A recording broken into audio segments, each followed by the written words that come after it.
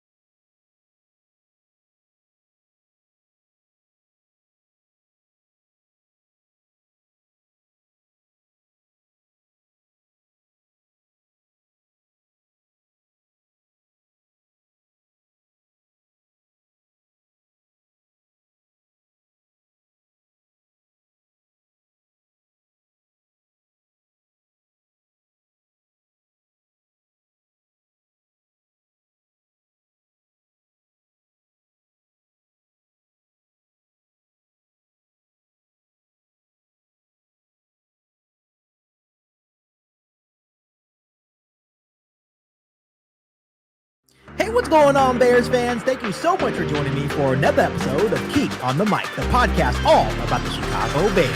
Who is this? Big Bucket. Big Buckets. Let's go ahead and get this party started, Bears fans. Walter Payton, it's the man. Find Cole Kmet wide open. Touchdown, Bears. Let me put it on again. KIEQ is on fire. I love it. I could probably beat him in the 40. Let's freaking go, Chicago Bears fans. Breaking news out of Chicago. I think I can fit in as like a water boy for the Panthers or something. I'm talking about get on the field, Put it right behind me, so every time I'm on the podcast, like, you got Isaiah Fry's jersey? Hell yeah, I do. Let's go. You got on with the Bears organization. You got high up. Would I be like a water boy for you or something? What's going on? What role am I? Comment bear down if you love KIEQ on the Mic and if you love the Chicago Bears. Who is this? George S. House. And as always, bear down. You ain't bout it, you ain't KIEQ on the mic. You ain't bout it, you ain't KIEQ on the mic. You can go and subscribe, cause I be on it right. You ain't bout it, you ain't KIEQ on the mic. Happy Thanksgiving to all you Bears fans. Thank you once again for tuning in for another live stream right here on KIEQ on the Mic. As always, if you're new to the channel, make sure you hit that subscribe button and the bell notification to get all Bears content right here on the podcast. We are back for a turkey fest in Detroit as the Bears take on the NFC's and NFL's best Detroit Lions. And this is going to be an interesting game because I think it's give or take here today. I know there's a lot of Bears fans that secretly may want the Chicago Bears to lose just for the simple fact that maybe if they, pummel us here in Detroit today, maybe Matt Eberflus will be fired as soon as tomorrow, or maybe this will be the final nail in the coffin for a guy like Matt Eberflus. But then there's other people saying, hey, if Caleb Williams plays well, he comes in here and beats the Detroit Lions, that would be a huge confidence boost for a team like the Chicago Bears. But obviously the Bears are sitting at 4-7 last in the NFC North. Their season is all but over. And of course, looking at the Detroit Lions, they're sitting at 10-1 and still fighting for that number one overall spot in the NFC. First and foremost, Bears fans, make sure you do me a huge favor by dropping your score predictions for the Bears versus Lions game today. Also drop some bold predictions in the chat as well.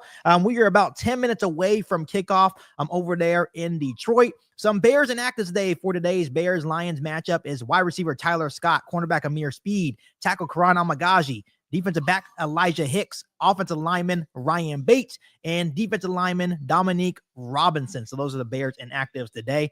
But like I said, there's it's one of those things that this is going to be a very interesting game. The Lions have not won on Thanksgiving, for 7 straight years now. In the last four matchups against Chicago Bears, the Bears have beaten the Lions on Thanksgiving. So this is one of those things that the Lions are trying to turn the table on.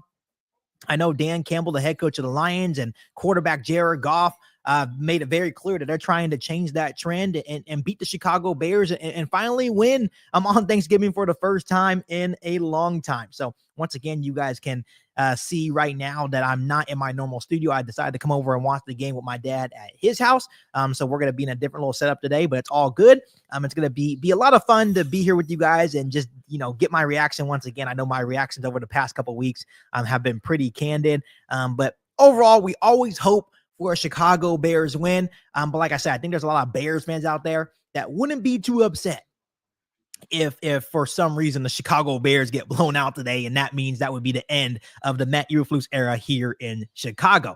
So we have Jesus M in the chat. Happy Thursday to you, and happy Thanksgiving to every single one of you guys out there. Once again, I'm very thankful for the love and support you guys continue to show KIEQ on the mic, and as we grow this Bears community, it's all thanks to you guys as well. He also drops his first score prediction, says Bears 27, Lions 25. That would be a very interesting score prediction. Like I said, when you're looking at this Lions defense, they're very vulnerable when it comes to their secondary and maybe pass yards as well. I think they're 25th or 27th against the pass, pretty good against the run.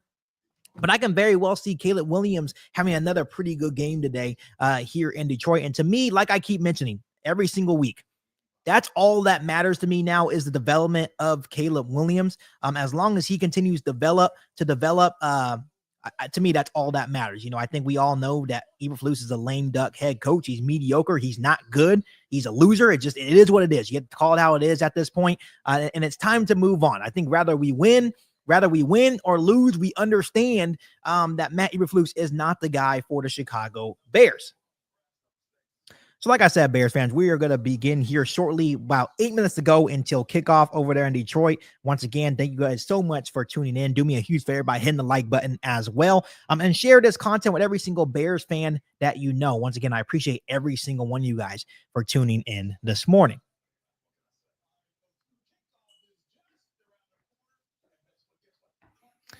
Once again, I will say this, Bears fans. I will say this. There's one big reason why I would really love to see the Chicago Bears win today. And of course, I'm a big Bears fan myself. But Detroit Lions fans are getting a little bit cocky, and rightfully so. They sucked for a long, long time, right? Going winless for multiple seasons. I understand that.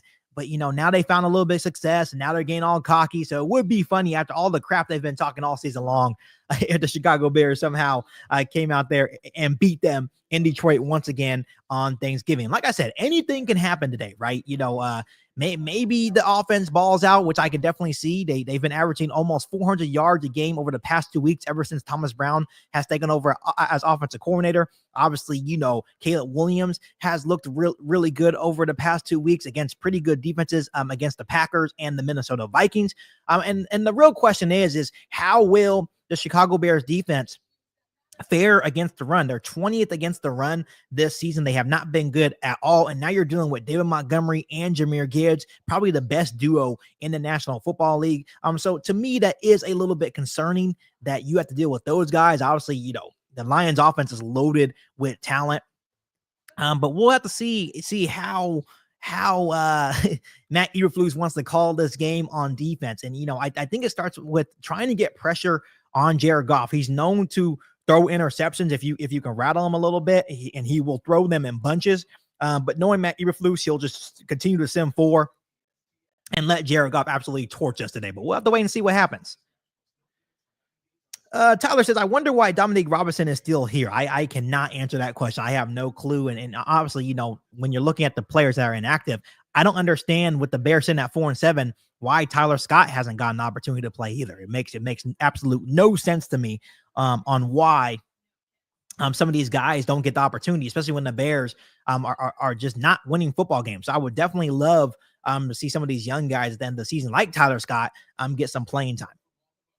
Frank's in the chat says, bear down to you as well. Frank, thank you so much for tuning in, and happy Thanksgiving to you as well. So once again, there's going to definitely be more people coming in as the show continues. Once again, my name is KIEQ on the mic. I'm a Chicago Bears YouTuber / podcaster here, and I'm going to be doing a live streaming free and play-by-play and reaction stream for the Bears versus Lions game today, as we're about 5 minutes away from kickoff over there in Detroit. Someone says, yeah, I thought the same about Tyler Scott. Yeah, I don't understand. I really don't get the idea of Tyler Scott being inactive. I don't know. I think he would be pretty good, especially with Thomas Brown being the OC. The Bears says happy Thanksgiving and let's go Bears. Happy Thanksgiving to you guys as well. Art Soto, the Bears, good to see you in the chat. He says Flus has had Goff's number. Does an upset of beating Lions help keep Flus' job? I think if he beats the Lions, it would help him in the short-term future. But you still can't discount the fact that how many losses we've had due to the part of him being negligent and him just not being really good at situational coach as well. Obviously the game against the Commanders hurts him. The game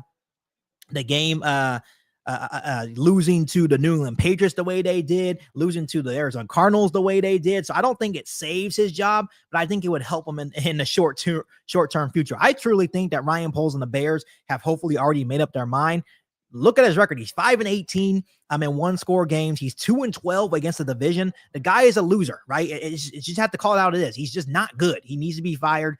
And I think the only way he could possibly save his job is possibly winning out, maybe. But even then, I think the Bears probably already made their decision. Yeah, the Packers game as well with the blocked field goal. Just all those losses, you can look at some key mistakes that Matt Eberflus has made. Even last week, challenging the call, right? When Jordan Addison had a 69-yard explosive play to start the second half. And when the media asked Matt Eberflus, why did you challenge the call? He said, because it was an explosive play. So you had no evidence that he actually stepped out of bounds, but you still proceeded to say, I challenged it basically for no reason because it was an explosive play. That makes no sense. There's no logic in there as a head coach why you should have challenged that call, but he's been doing it. He's been doing it all year long, Bears fans. So I think he's done. And I truly feel that a blowout loss today, like if they get embarrassed, basically this is like primetime game. If they get embarrassed here today, Ryan Poles and the Bears may finally break that tradition of not firing coaches midseason and just let Matt Eberflus go as soon as tomorrow. And then you can give a guy like Thomas Brown an audition to be the next head coach of the Chicago Bears for the last, 5 games? Someone says, I have a feeling Caleb will lead a fourth quarter comeback, but Flus will somehow still make it. Yeah, and that's been the case. Even last week, down by 11 with 2 minutes left to go, Caleb Williams becomes Superman and leads us back, and Eberflus does the same stuff. He does the same stuff every single week. And, usually I'm not this critical on a coach, right? Like, I don't think I even talk this much crap about Matt Nagy, but, like, Matt Eberflus has been historically the worst coach in Chicago Bears history. Arsoto says, Thomas Brown is not ready for head coach. We need some tough, some experience, someone that can develop Caleb. What do you think he's doing right now in the last 2 games? Look at the stats between Caleb Williams with Shane Waldron and 7 games compared to 2 games with Thomas Brown. And look what he's been able to do. The stats speak for themselves. And here's the thing. You won't know anything about Thomas Brown until you give him the opportunity. A smart organization would fire their lame duck head coach and give Thomas Brown this audition. And that's why the Bears will never be good, right? So I get the thinking that maybe Thomas Brown long-term may not be a good head coach, but we won't know until you give him that opportunity. And the Bears can basically get like a free trial to see what he can do in these next 5 games if he was the Chicago Bears head coach long-term. So that's what smart organizations do, but the Bears have proved that they're not a smart organization, so they won't do that. Yeah, someone said, the defense sold that game. They definitely did. Someone said Flus sucks, period. Yes, he does. 2-12 in the division, 5-18 in one-score games. He's just not good. He's not good. And, obviously he's the one calling defensive plays. The Bears have not been good against the run all season long. And now you got to deal with Jahmyr Gibbs and David Montgomery today. This game could get ugly quick. But I'm also intrigued to see what Caleb Williams does against this Detroit Lions defense. Because I think there's some areas that they can definitely exploit, right? I think, when you look at the Detroit Lions, they put up a lot of points. They really, really do. They can put up 50. They've shown it multiple times this season, but at the same time, their defense can also give up a lot of points as well. Art Soto says, fire Flus, let Brown see if he can run a well-disciplined. Yeah, and that's the thing. You have 5 games, and my dad made a lot of sense. He's like, hey, if Thomas Brown goes out there and wins these next 5 against, you're talking about the Packers, the Niners, the Seahawks, all these teams are really good organizations. If you can go out there and win, you may have your answer in Thomas Brown, but you won't know until you fire Eberflus. Michael Barrett says, go Bears. Happy Thanksgiving to you, Michael. Thank you so much for tuning in. I appreciate you. We're just doing the national anthem right now before we get the game started. Super excited to be here with you guys on a Thanksgiving morning. It's always a treat when your team can play on Thanksgiving, but at the same time, I'm like, man, please don't ruin my Thanksgiving. But maybe this will be a good thing. Black Friday shopping, a Black Friday firing of Matt Eberflus. And I hate to call for the man's job because I know he has a family and stuff, but the dude, man,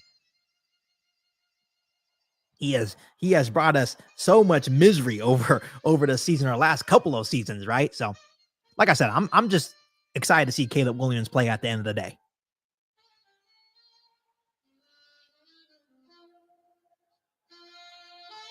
And to be quite honest with you, the slate of games today is kind of not as good as it usually is. You have the Bears and Lions in the morning, then you have the Giants Cowboys in the middle game, and then I guess the night game's pretty good. You got the Dolphins Packers, but even then it's like, okay. OG Lights Out says flu sucks. Michael says, LOL, happy Thanksgiving to you and yours and to the rest of those watching. I appreciate you guys so much for tuning in. Someone said KIEQ for Bears GM. Honestly, I don't think I would want to work for the McCaskies. Fire the McCaskies first, and then we can talk.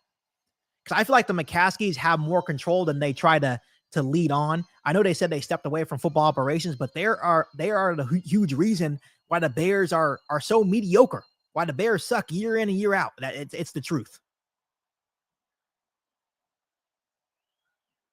Big Cheese says, KIEQ, that blow you had after the Packers loss will always be classic. Yeah, hey, that was definitely uncharacteristic of me. I think it's because they were playing the Packers and the way that they lost and the way that Caleb Williams, led that game-winning drive.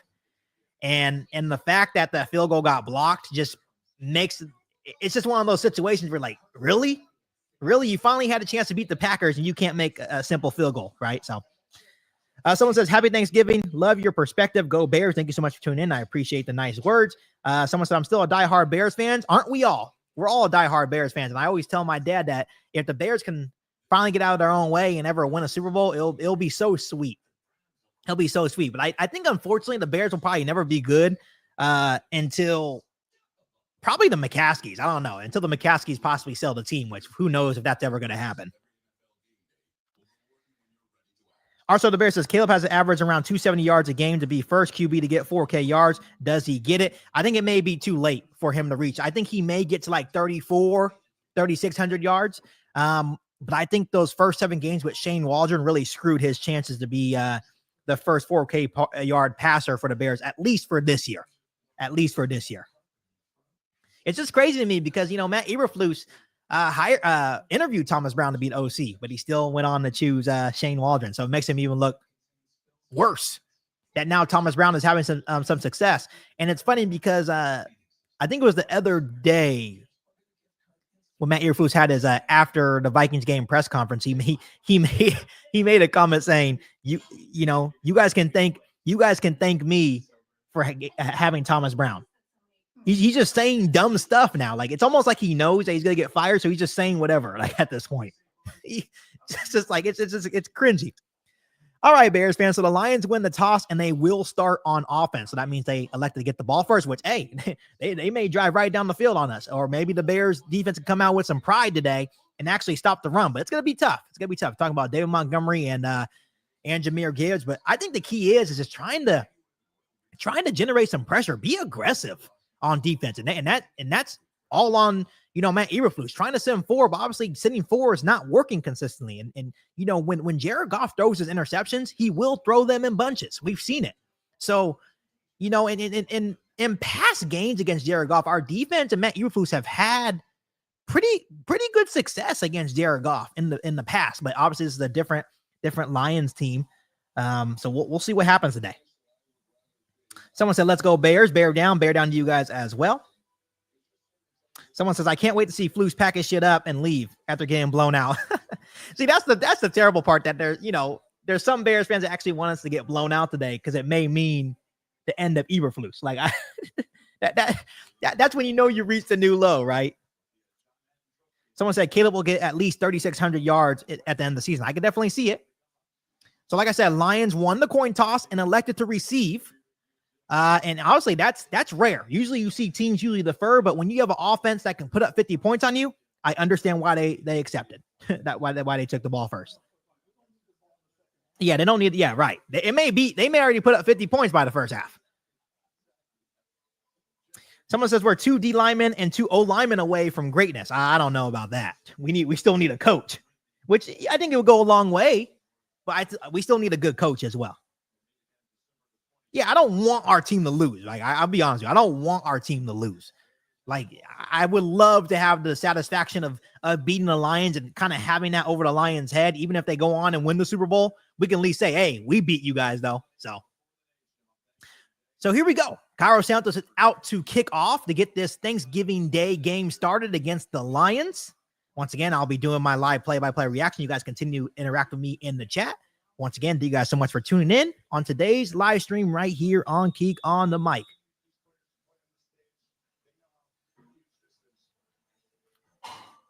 So here we go.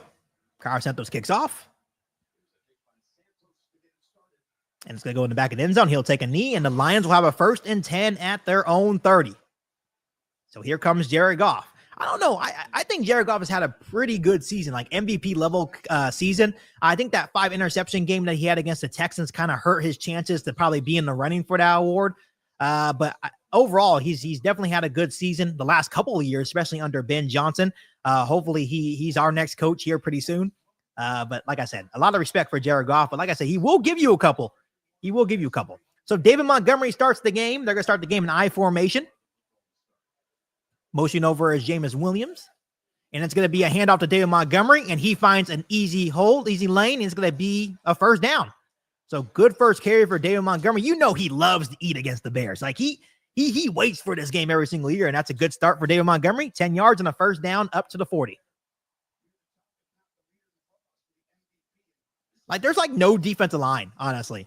Like, I think ever since we lost Billings, that, you know, obviously the Bears weren't going to get us run to a bit with Billings, but it definitely didn't help losing him. David Montgomery remains in the backfield for this 1st and 10. It's going to be a handoff to David Montgomery. And this time the Bears do good. Oh, Tremaine Edmonds misses a tackle in the backfield. And now he will probably get about a gain of 1, but he had a loss of 2, but Tremaine Edmonds can't tackle for some reason. I was just talking to my dad about this. I feel like Tremaine Edmonds is a good player, but I think he may be a tad bit overpaid. So it's a 2nd and 9 for Detroit. 14 minutes left to go here in quarter number 1.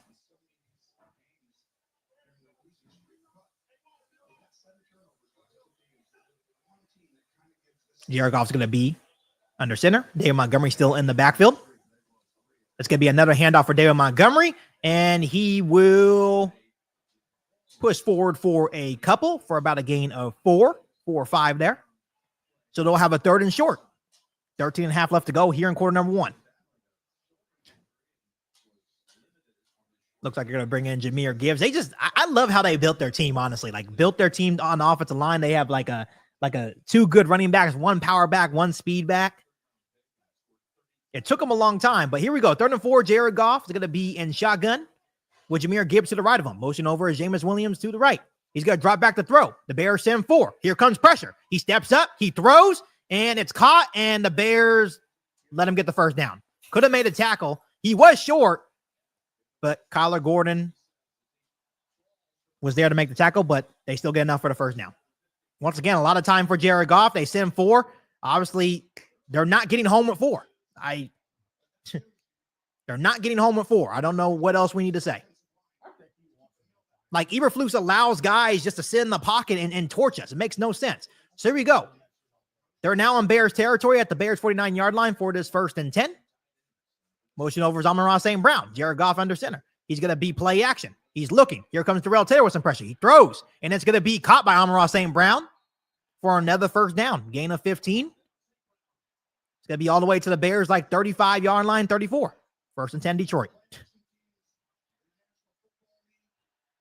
Matt Eberflus may, like, honestly, this tenure may not even give him a defensive coordinator job when he gets fired. He's been that bad. Like, the regression of our defense has been insane to me. So we go in Bears territory now. At the Bears 35-yard line, Jared Goff's going to be under center. Jahmyr Gibbs in the backfield now for Detroit. It's going to be a fake toss. Roll out for Jared Goff to the right. He's going to throw to his tight end, Sam Laporta. And TJ Edwards there with the nice hit. It's going to be a gain about 2 or 3 for Detroit. 2nd down. only good with the Colts because of his personnel. Right. Yeah, you know who he had, right? Yeah, that makes sense. So after a 2-yard throw to Sam Laporta, it's going to be a 2nd and 8 for Detroit. But like sending 4 every single down is crazy to me. Like even on 3rd and long. So the Lions are going to be in I formation here. It's going to be a toss to David Montgomery, and David Montgomery goes nowhere. It's going to probably be short gain of 1 there. So it's going to be, once again, 3rd and 7. This is an ideal spot to maybe send some pressure, maybe at least send 5, right? Like, and he's still going to probably send 4 and drop everyone back. It's just negligence, man. It's just malpractice. It's malpractice sometimes, but let's see what he does. It's under 11 minutes. Let's go here in the first. Lions are in Bears territory, but they're going to have a 3rd and 7 here. Right? It's going to be Jared Goff in shotgun. Patrick Williams motion over to the left. Changing play at the line of scrimmage is Jared Goff. He's going to drop back to throw. The Bears send 4. They throw, and once again, the guys play off Tyreek Stevenson, and they're going to have another first down. Easy pitch and catch. Like how many? I just don't get it. I just don't get it that you're not winning with 4. You're not going to win with 4. And then you have your cornerbacks play so far off of these receivers. Well, we're not playing off. He just got beat. He just got beat on that play. But still, like sending 4 is just malpractice on some of these plays, man. So easy pitch and catch. Jared Goff is 4 for 4 for 29 yards on this first drive, and they have a fresh set of downs at the Bears' 24-yard line. David Montgomery in the backfield. It's going to be a toss to Penei Sewell. Penei Sewell looking to throw, and he's going to go nowhere. He's going to go nowhere. They try to do some trickery, and he's still moving, but he's going to lose a couple of yards there. So they do. Honestly, I think he does too much sometimes because he has the personnel to do it. But that wasn't a good play call right there. And the Bears were all over it. But Detroit fans are loving it. So they do a fake toss to David Montgomery and pitch it to Penei Sewell on the reverse, but the Bears were all over it. Looks like he was going to try to throw it at first. And it took about 4 Bears to tackle his big ass, but all in all, they lose 1. So 2nd and 11. David Montgomery still in the backfield and out the Bears' 25-yard line. It's going to be handed off to David Montgomery. David Montgomery has a nice hole, and he's going to get a good gain of 9. That's the thing that's terrible. They're not afraid to give a ball to a fucking lineman because that's how bad we are. Right. My dad made a good point. He's like, they're not afraid to give a ball to their linemen because they're not afraid of our defense. Our defense sucks. Matt Eberflus sucks. And that was just, right through the middle by David Montgomery. Now they're going to have a 3rd and short. Once again, run defense still non-existent. Now it's going to be a 3rd and 2 for Detroit. Under 9 minutes left to go here in quarter number 1. Looks like it's going to be empty backfield for Jared Goff on this 3rd and 2 play. Jared Goff dropping back. The Bears send 4 once again. Easy pitch and catch to David Montgomery for 3 out of the backfield. And it's going to be 1st and 10 for Detroit.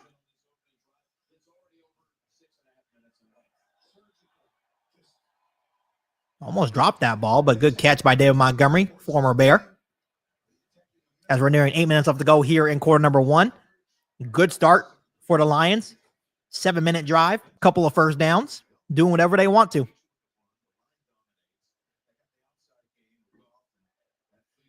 So it's going to be a 1st and 10 for Detroit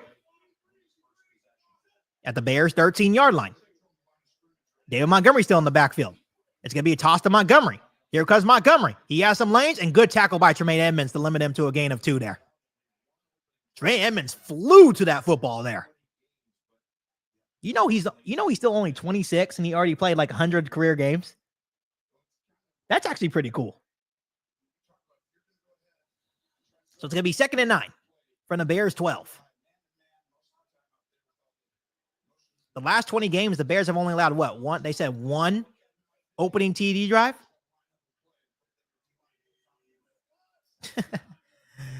Jared Goff's going to be under center. David Montgomery in the backfield. It's going to be play action. Jared Goff looking. He throws. Oh, almost picked off. Intended for Amon-Ra St. Brown. Good coverage by Kyler Gordon. He's going to get paid. Kyler Gordon has probably been our most, other than Jalen Johnson, our most consistent corner. Good job. Good cover. Oh, you got to pick that. Almost picked off at C. I'm telling you, he'll give you a couple. Jared Goff will give you a couple. Someone says, you think Ben Johnson's scouting Caleb and the Bears job? He could be.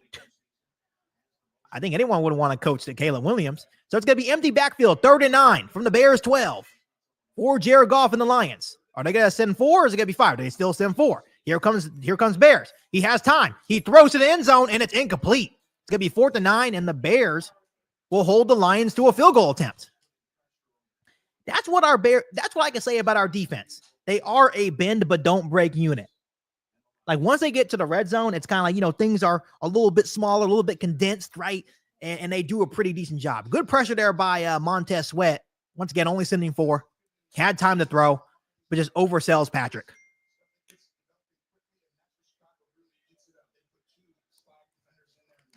There you go for a 30-yard attempt for the first score of the game. Snap's good, holds good, it's up, and it's right down the middle. It's going to be 3-0 Detroit with 7:06 left to go here in quarter number 1.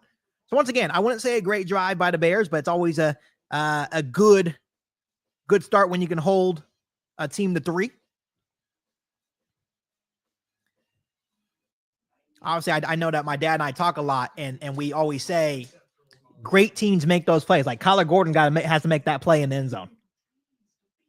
He had both hands on that football. Got to make that play. But like I said, good job by the Bears defense for holding them to 3. So we'll get our first opportunity to see Caleb Williams and the Bears offense. Any bets that they may go 3 and out?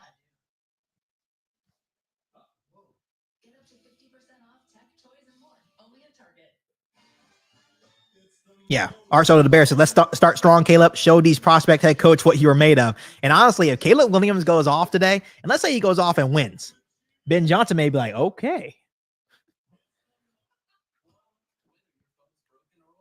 You know, there's a lot of candidates out there, especially if you're looking for an offensive-minded head coach. You have Ben Johnson, 38 years old.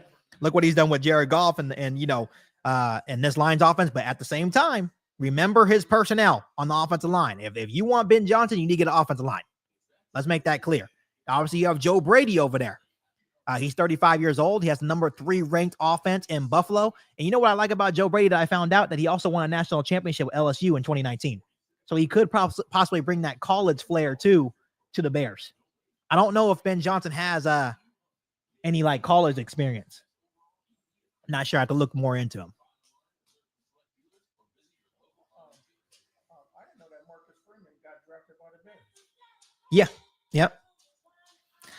James Jones, I appreciate you for the comment. He says, yo, I'm a Washington fan. I came across you during the Hail Mary. You're very good at commentary. I appreciate you. I've been doing it for a while. Started kind of doing play-by-play in college while I was at Sac State for their football program. Did men's and women's basketball at Sac State. I did men's and women's soccer. So I have experience doing a variety of sports, and I just enjoy doing it. Someone says, any chance Gruden comes to the Bears? Any chance? Papa Bear says he doesn't want Gruden, but Papa Bear says you don't want Gruden. No Gruden. The Bears can afford to hire like Gruden because of what he brings, like the drama he brings. And the McCaskey family don't like those type of guys. They like goody two-shoe guys. Yeah, I appreciate you, James Jones. I really, really do. Appreciate you. That's all love, especially coming from a Commanders fan, right? You know, and I welcome all fan bases here. So I appreciate you tuning in and listening to me. Yeah, we don't need Gruden. Yeah, no. So here we go. DeAndre Carter is back to return for the Chicago Bears for their first possession of the game. 3-0, 7:06 left to go here in quarter number 1. Let's see if he gets opportunity to return it, and he will not. Oh, hit the crossbar. That's pretty cool. Good kick. The Bears will have a 1st and 10 at their own 30. Damn, that's crazy that Herbert really got replaced by Travis Homer. Think about it. Well, I know that, but do you think Homer's a better running back than Herbert overall, or do you? But it's not about running back. Herbert was the 3rd running back. Oh, yeah, true. So you got to do something good, and Homer's a better special team. Right. So here we go. 7:06 left to go here in quarter number 1. Here comes Caleb Williams and the Bears. 1st and 10 at their own 30. DeAndre Swift's in the backfield. Caleb Williams under center to start this first drive. Caleb Williams, play action, He's looking to take a shot. He throws out the backfield to DeAndre Swift. That's a very good throw. That's a very good rhythm throw for Caleb Williams. I love it. Gets a gain of 6 there, 2nd and 4. And see, you want to be ahead of the change. I think that's what Caleb Williams wasn't doing enough of early on. And I think it was because of Shane Waldron maybe not telling him that. But now Thomas Brown tells him, hey, just get the ball into your playmaker's hands. Now's a good situation to be in. 2nd and 4 for the Bears. DeAndre Swift still in the backfield. Motion over to the left is Cole Kmet. Changing the play at the line of scrimmage. Detroit looks like they're going to try to bring some pressure. 4 on the game clock. You got to hurry up. They hike it. It's going to be handed off to DeAndre Swift, and he goes nowhere. Should have probably kept it. I think it was a run blitz by Detroit. It's going to be a loss of 1. So now the Bears will be at a 3rd and 5. That was a terrible chip block by Cole Kmet, though. I don't think Cole Kmet had a chance on that block. He didn't get enough on that block. So it's going to be 3rd and 5. Under 6 minutes left to go here in quarter number 1. Caleb Williams is going to be in shotgun with Roschon Johnson to the right of him. Motion over to the left is DJ Moore. He goes back to the right. Caleb Williams drop back to throw. They bring pressure. He goes. He's going to throw deep. Does he have something? And it's it's going to be a collision. Incomplete pass. How's that not a flag? He's the fenceless receiver. DJ Moore gets absolutely lit up. Oh, because he's looking for the ball. They're going for the ball. That's a good play. Kirby Joseph was going for the ball. It was a collision. Incomplete. That was actually a good throw if Kirby Joseph wasn't there. So good play by Kirby Joseph there for Detroit. It's going to be 4th and 5. They go 3 and out. So here comes Tory Taylor to punt.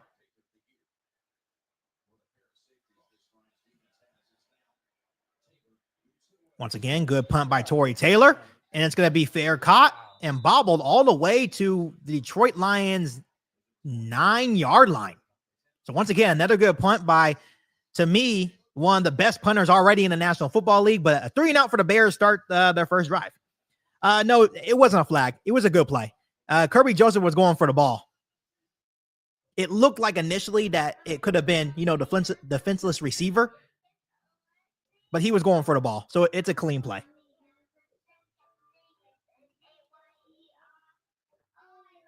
So once again, another 3 and out for the Bears. I loved how that drive started, though, to be quite honest with you guys. I just like the quick decisions, just getting the ball to your playmakers out of the backfield to DeAndre Swift to make it a 2nd and 4. And then just that second play, handing it off. He probably could have kept it. Yeah, that was a good play by Kirby Joseph there. This is where you kind of get in trouble with Detroit because you don't want to go 3 and out with them, especially when they have an offense that can continue to score on you. That's where things can get out of hand in a hurry. Yeah, that first drive definitely showed some promise. And DJ Moore is going to the blue tent after that hit on the sideline. Hopefully he's okay. That's why you actually played Tyler Scott just in case.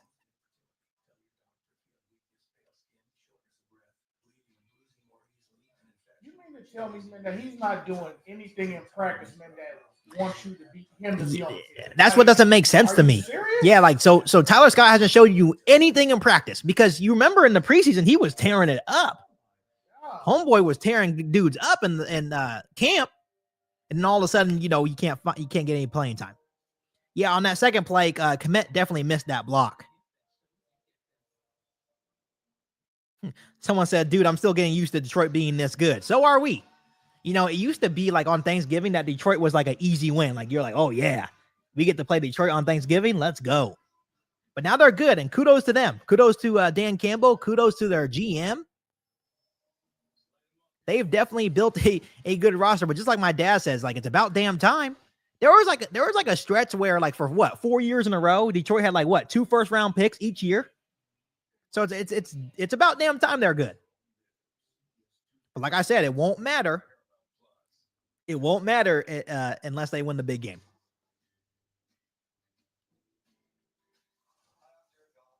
We should start placing bets in the chat on like if Eberflus will ever send more than 4.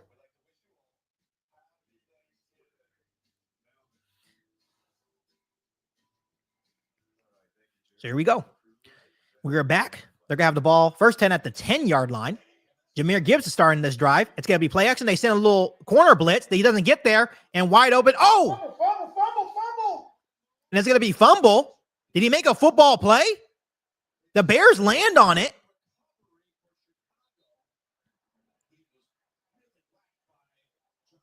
They're going to say incomplete, but let's see if he makes a football move there because the ball did come loose. So it's going to be second down. They sent a corner blitz there with Kyler Gordon.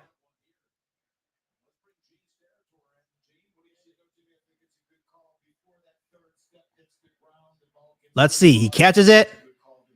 1, 2. Oh, wait. You see that last little step, though? I think Eberflus going to challenge this. He's got to challenge. You know he's challenging this. But did you see that last little step he took before he got hit? Oh, wait. Good hit by John Owens. And there is, here we go, challenging it. It's close. But there's no clear evidence there. But if you watch, so it was a ruled incomplete. They're going to challenge it, though. It looks like 3 steps. That's a catch. Watch. Okay, right before he gets hit, Dad, look at the last little step that he makes. Just wait. So he catches it. 1, 2. Watch that little step. 3. See? You see what I mean? That could probably be.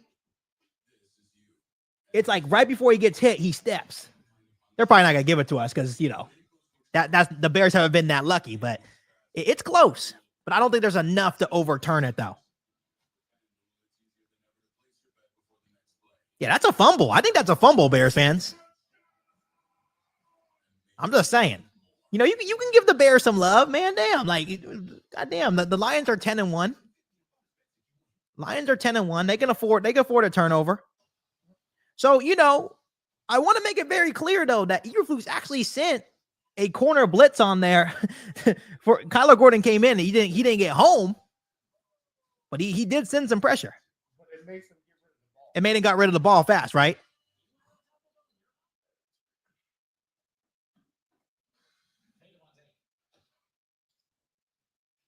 So the call does stand. It's incomplete. It's too close. It was too close to overturn. So the Bears lose a timeout there. It was close though. I wouldn't say necessarily it was like a bad challenge, but yeah, it's okay. I think we've seen worse challenges from Eberflus. So the call will stand. It will be incomplete. Good hit by John. I'll tell you one thing. Jonathan Owens does hit. That's one thing he does do. Sometimes he doesn't wrap up, but he will hit you.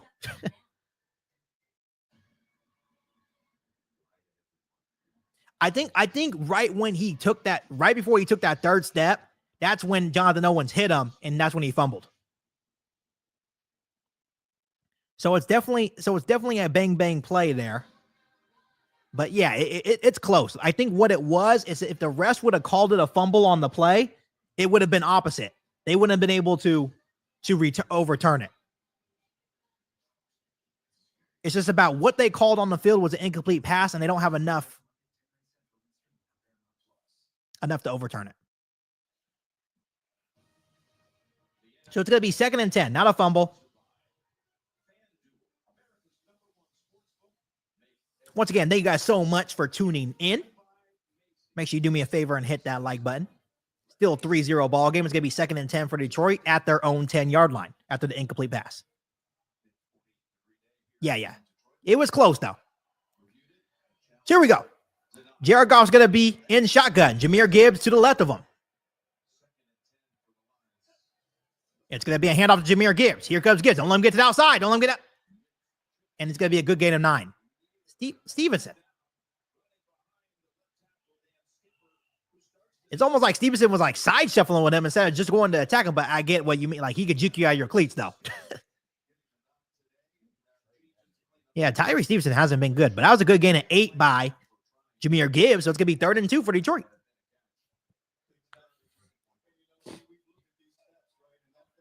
So 3rd and 2. Jared Goff's going to be in shotgun. Jahmyr Gibbs to the left of him once again. The Bears send some pressure. Rolls out to the right. Jared Goff's throwing, and he has a man wide open in the secondary. On Tyreek Stevenson, it's Amon-Ra St. Brown in the Bears territory, and there goes Tyreek Stevenson again. Yeah, put in Terrell Smith. And once again, Yeah. here's my thing. He wouldn't be doing that shit on my sideline. If that motherfucker would have did that shit on my sideline, I would have cold cocked him. Who, Amon-Ra? Yeah. Yeah, he's cocky. Not doing this shit on my sideline. Yeah, Amon-Ra's cocky, yeah. Time to put in Terrell Smith. That's how fucking soft we are. My bad. It's not on Bears territory. It's at all the way up to their 47-yard line. 1st and 10 Detroit.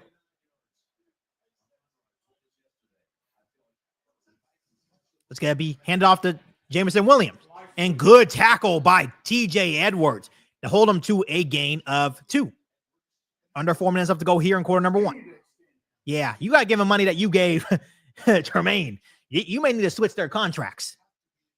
He's so good. TJ Edwards is so good. So 2nd and 7 for Detroit. Right at the 50-yard line. Jahmyr Gibbs still in the backfield. Jared Goff under center. It's going to be handed off to Jahmyr Gibbs. Jahmyr Gibbs finds a hole, and there goes Jahmyr Gibbs. Across the 40, across the 30, or all the way up to the 31-yard line. 1st and 10 Detroit. Here we go. Just look at us getting dominated in the trenches. Just getting dominated in the trenches. Yeah.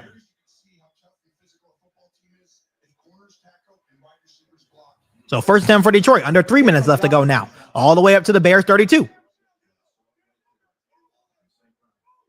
Jahmyr Gibbs still in the backfield.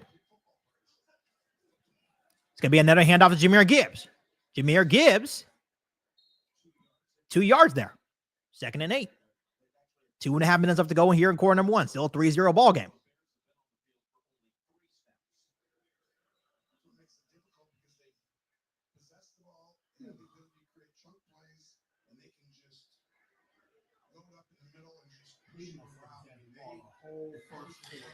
Yep, Detroit has had the Bears have only had the ball for 1 minute and 38 seconds in the first quarter. 0 first downs. Detroit has had the ball for 11 minutes, 7 first downs. They have dominated the game already. That's what they do, though. In shotgun for 2nd and 8 is Jared Goff. Jahmyr Gibbs to the right of Goff. That's delay a game. That's delay a game where they get a timeout off. They get a timeout off before the delay a game. 2 minutes left to go. Detroit uses their first timeout.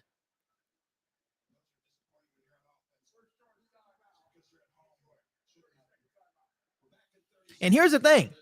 As much as we've talked about how good Javon Dexter has been in year 2, he's still not showing up against the run. He's more showing up in terms of like pass rushing stats. We need a 3 technique that can not only get after the quarterback, but you're not running up the middle. You're not running up the middle for shit against the Chicago Bears. You need like an Aaron Donald type of guy. And right now, we do not have that. We do not have that here in Chicago.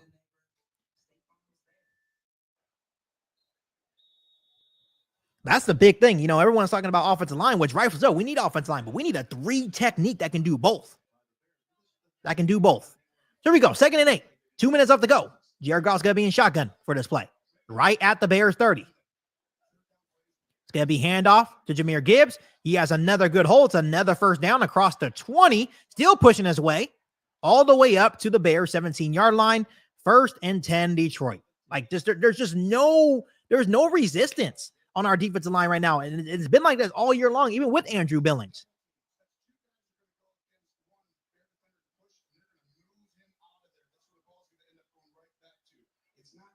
It's just, and once they get to the second level, the linebackers most of the time have no chance, unless you're talking about like Ray Lewis or Brian Urlacher. They didn't care who you were. They're making those plays.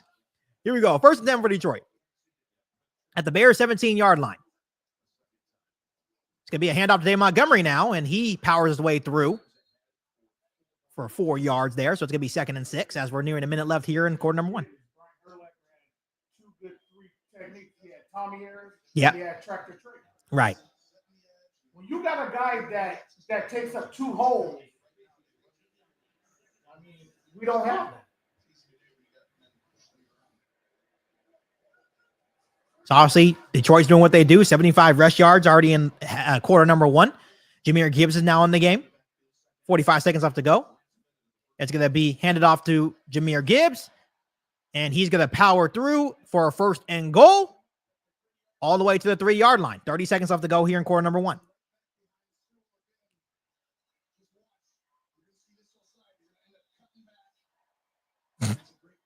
Got the Marcus Walker falling and shit. Like, you guys suck.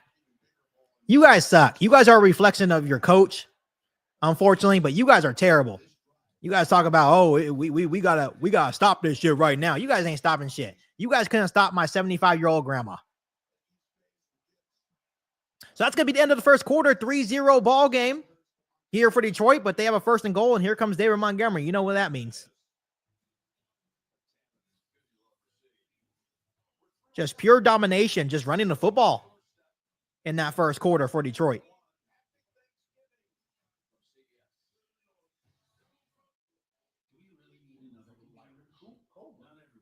And they're just you can just tell they're uninspired. It seems like sometimes they don't even want to be out there.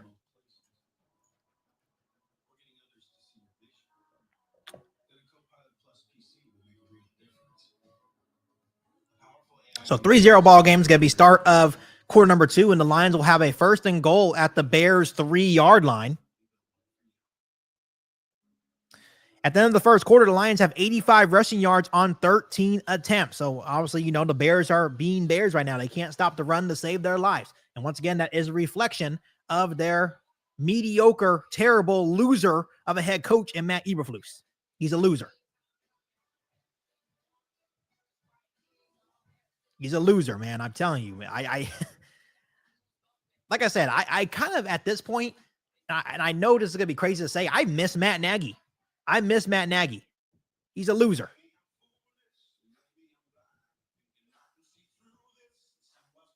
I don't think we've ever seen this bad of a head coach in Chicago.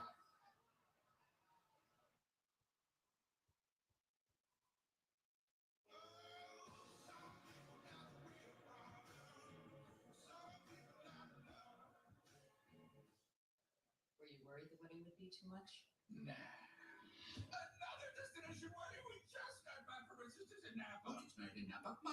Once again, I appreciate you guys tuning in. If you're just now tuning in, it's the end of the first quarter, 3-0 Lions, but they have a 1st and goal at the Bears' 3-yard line. They're doing whatever they want. Doug says, KIEQ, without Billings, this D doesn't know how to stop the run. Did you notice that Dex has moved to nose and Cowher is a 3 tech? Yes, I did notice that. And here's the thing. Even with Andrew Billings, the Bears were better against the run, but they weren't great. The Bears, they have massive work to do this offseason. I'm telling you, for most of you guys, it's going to be a boring offseason. To me, I'm going to be jumping with joy. If Ryan Poles can finally just build the damn trenches. Someone said Nagy. Yes, I miss Matt Nagy. I do. Compared to this bum, I'm telling you. We have 5 total yards in the first quarter. Detroit had 145. They had the ball for 13 minutes and 22 seconds of the first quarter. So here we go. 1st and goal. Jahmyr Gibbs in the backfield. Jahmyr Gibbs. It's going to be play action. They're looking for Laporta. He's looking. He's scanning. He throws, and it is caught by Laporta. Touchdown Lions. I think that was on Jalen Johnson, too. That was on Jalen Johnson. So it's going to be 9-0 Lions with 14:55. Pending the extra point here. I'm going to tell you what's going to happen. Lions going to beat us. They're going to fire Eberflus, and then we're going to win the next 5 games. So my dad's prediction is that we're going to lose to Detroit today. They're going to fire Eberflus. They're going to make Thomas Brown the interim head coach, and we're going to win the next 5. Extra point is good. I would make Hightower the head coach. Yeah. Because Hightower's been there longer. Right. And Hightower don't need to be in the booth. Yeah, Laporta is a beast. Yeah, I thought they would go Montgomery. I think, they could have did anything they wanted to. They didn't have to throw the football. They could have probably did anything they wanted to. Once again, they could have probably put my 75-year-old grandma back there. They would have scored. So 10-0 Lions, 14:55 left to go. And the Bears will get their second possession. They'll get their second possession at the start of quarter number 2. Someone say, can we fire him at halftime? No, the Bears won't. Yeah, Laporta's a good tight end. He's a good tight end. Dude, go be the head coach. Yeah, go be the head coach. Motherfucker, you suck. You can't be a head coach. What makes you think you're going to be talking to the linebackers, bro? You know, we all got fooled about Eberflus because we thought he came back with the beard and we're like, okay, our head coach has some swagger. He sucks. He's a loser.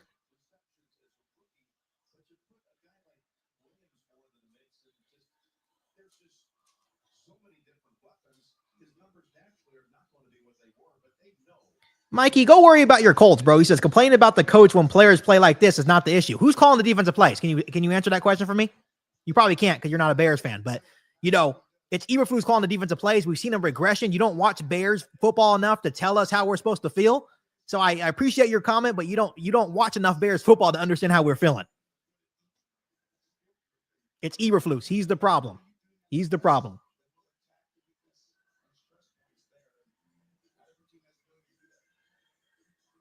You're right. Thank you for the stat. Our offense has 5 yards. How much time of possession has the Lions been on the field?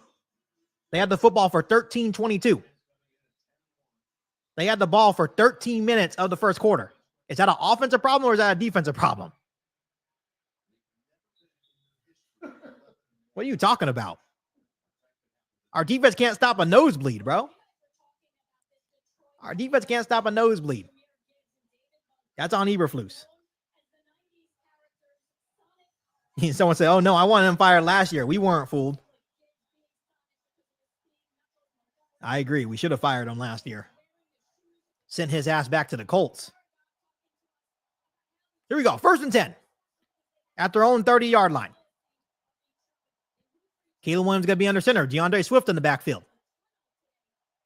Changing the play. Checking the play at the line of scrimmage. It's Caleb Williams. It's going to be a handoff to Swift. He gets to the left. Here comes DeAndre Swift. Good first run by DeAndre Swift on the first down play.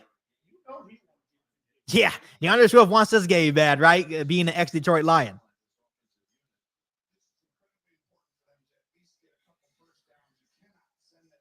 Six yards on the first down carry. It'll be 2nd and 4.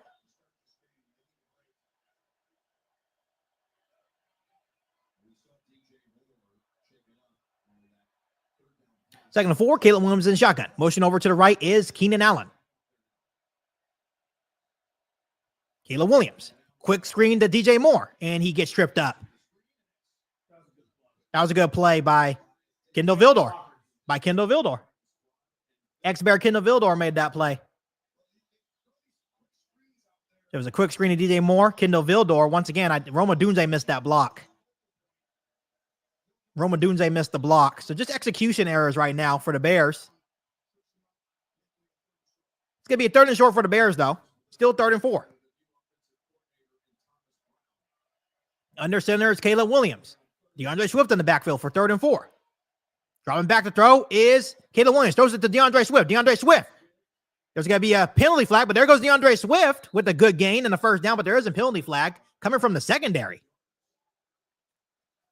Penalty flag coming from the secondary. It will be a 1st and 10. It's a pick play on the Bears.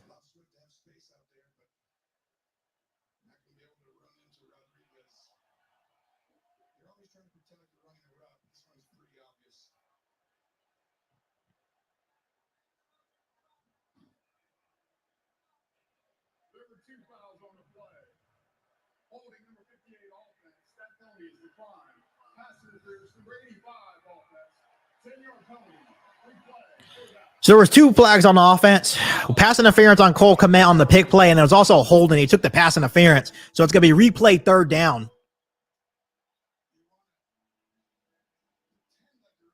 Yeah, you can't like stop and bump him. You got to just act like you're running a route. But what he's got to do, he's got to put his hands up. Yeah.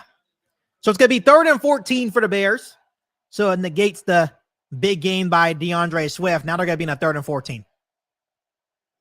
Now, see, these are not the situations you want to be in.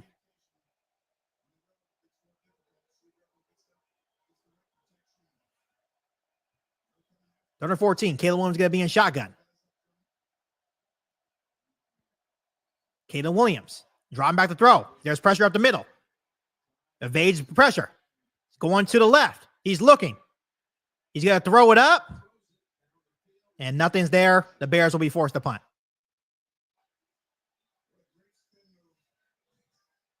So another 3 and out. And Tevin Jenkins just got blown by.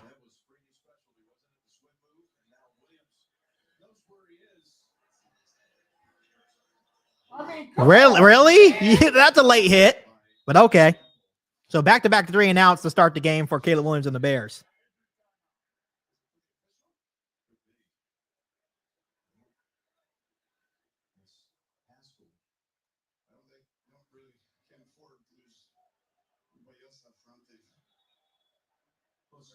Mikey, no one was saying that our offense doesn't suck. I'm just saying that Eberflus is the problem. Once again, you're a Colts fan. You do not watch more Bears football than myself and other Bears fans to tell us how we should feel about Eberflus. I know Eberflus is probably good against the Colts because of the personnel that you guys had, and it was just a little bit different, but you don't watch enough Bears football to tell us how we're supposed to feel. So Terrell Smith is in for Tyreek Stevenson on this drive. Tara Taylor punts it.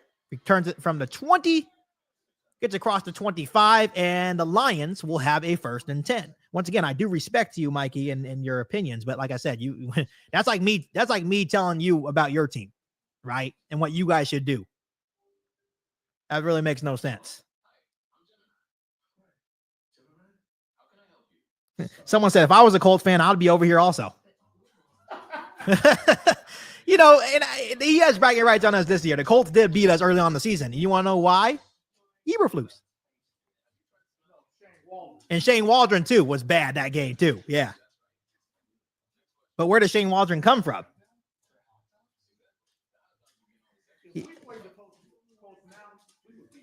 Mm-hmm.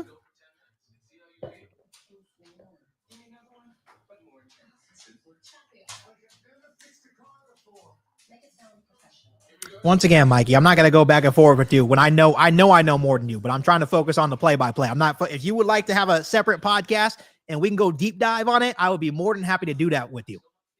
I'll be more than happy to do that with you because I don't think you're understanding the big picture. Yes, the players have to execute as well, but when you have a coach, you know, being blatant about some of the challenge flags he throws, some of the yeah. But it's for the coach to put them in the right. Yeah, the coach has put them in the right situations to succeed. He hasn't done that.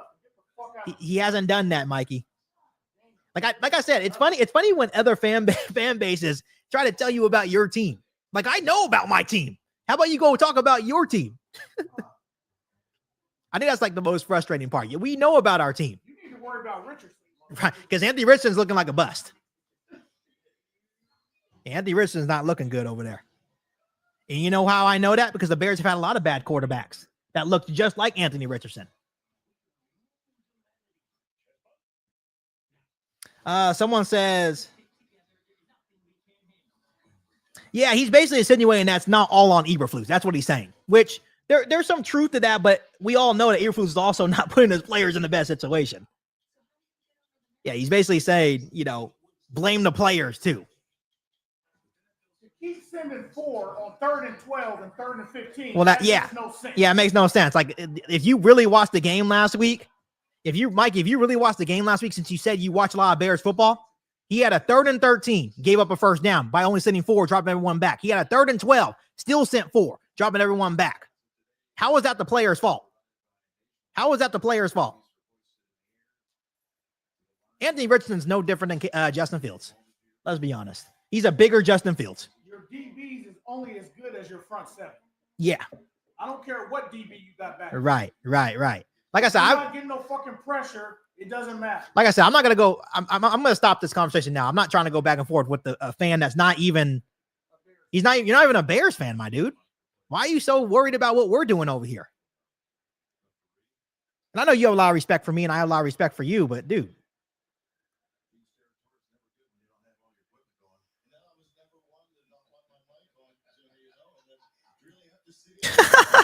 That's actually pretty funny.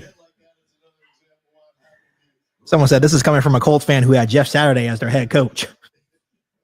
Yeah, don't get honestly, Mikey, you know, like I said, you're not going to get it from me. You're going to get it from the people in the comments for sure.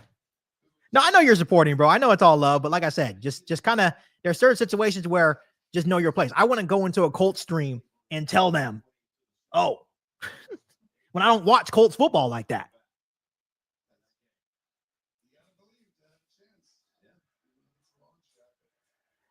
So here we go. It's going to be 1st and 10 for the Lions, and things are about to get ugly here. Like, so 12:41 left to go here in half number 1. Lions have a 10-0 lead. They have the football back. The Bears have 11 total yards compared to the Lions, like 148. They're going to have a 1st and 10 at their own 26-yard line, and David Montgomery's going to be in the backfield to start this drive. It's going to be a handoff to David Montgomery, and David Montgomery has another hole. There goes David Montgomery for another 1st down up to the 40-yard line. So the gain of 13, 14 yards on the very first play of this drive.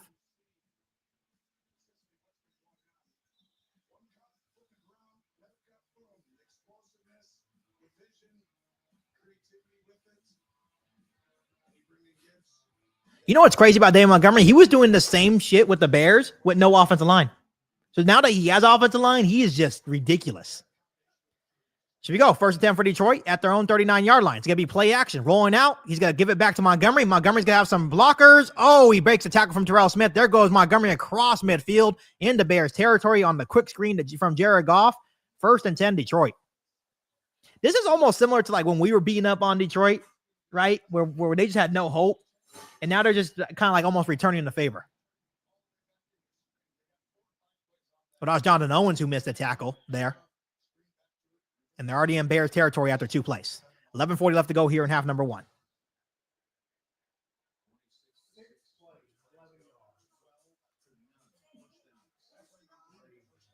At the Bears 47-yard line now.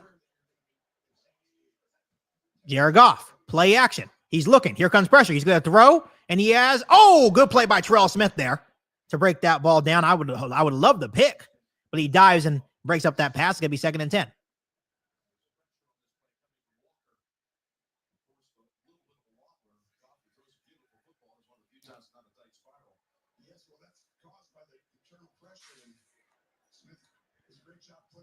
Is it a true argument to say, Bears fans, that Terrell Smith may be a little bit better than Tyreek? Like he makes more impact plays when he's out there? So 2nd and 10. Jared Goff's going to run the football, hand it off to David Montgomery, and he's going to keep moving. He's going to get, what's the flag on? It's going to be 4 or 5. And the refs indicating Detroit.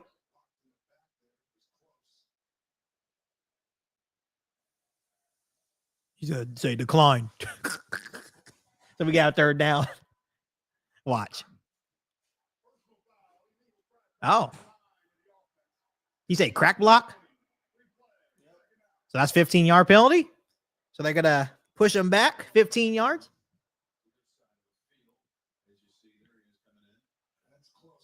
That's illegal. I know. I think that's a little petty right there. That's a little petty right there. And I don't know.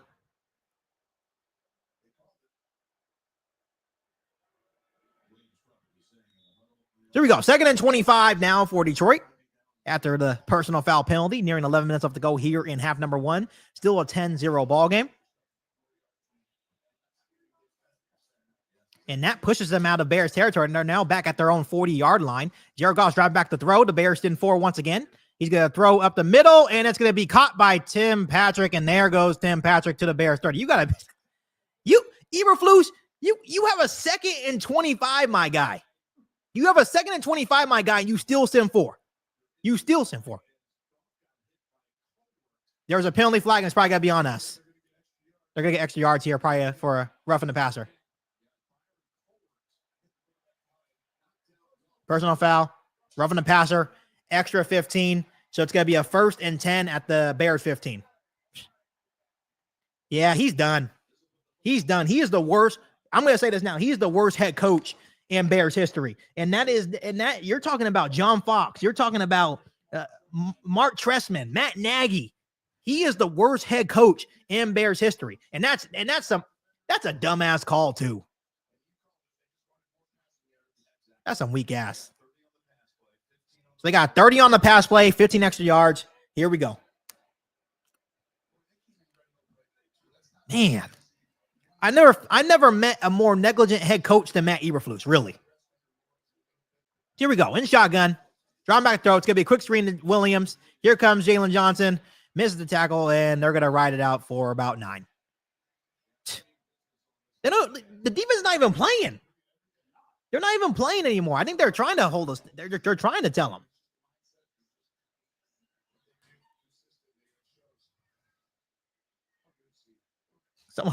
Someone said, I'm using the Bears line game as a nightlight.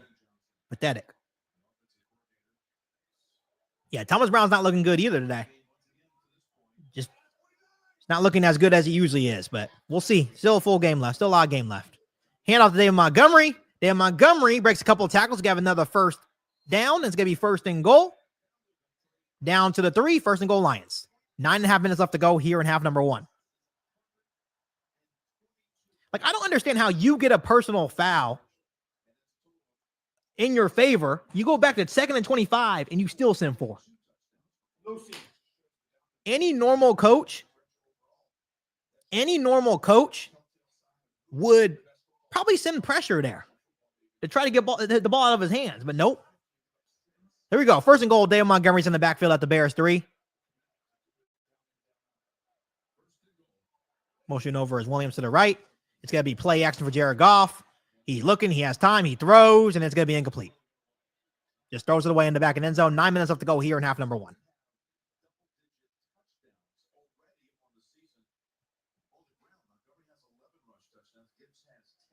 Yeah. Yeah, Jalen Johnson looks checked. Everyone looks checked out. I think the Bears may finally do it, Dad. I think the Bears, for the first time in history, may fire a coach midseason. I think it's necessary. Here we go. Dave Montgomery's in the backfield. It's going to be a handoff to Dave Montgomery. He spins for no reason, and he literally spent for no reason, and it's going to be a penalty flag.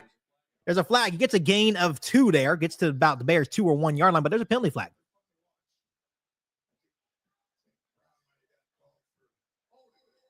It's going to be holding on Detroit. Won't matter. This won't matter. Holding on Amon-Ra St. Brown. So I'll push him back to about their own 14-yard line. Just giving them more space to operate. That is holding. Why did he spin for no? Because he thought that. Because if he wouldn't have held him, he'd have got hit. Yeah, Eberflus, man. I can't say enough bad things about the guy. Let's say one positive thing about Eberflus. He has pretty daughters. There you go. He has pretty daughters. Here we go. Jared Goff in shotgun. Jared Goff, drop back throw. The Bears send 4 once again. Quick throw to Jameis Williams, and good tackle by Terrell Smith. They get the ball all the way to the 9-yard line, so it's going to be 3rd and goal.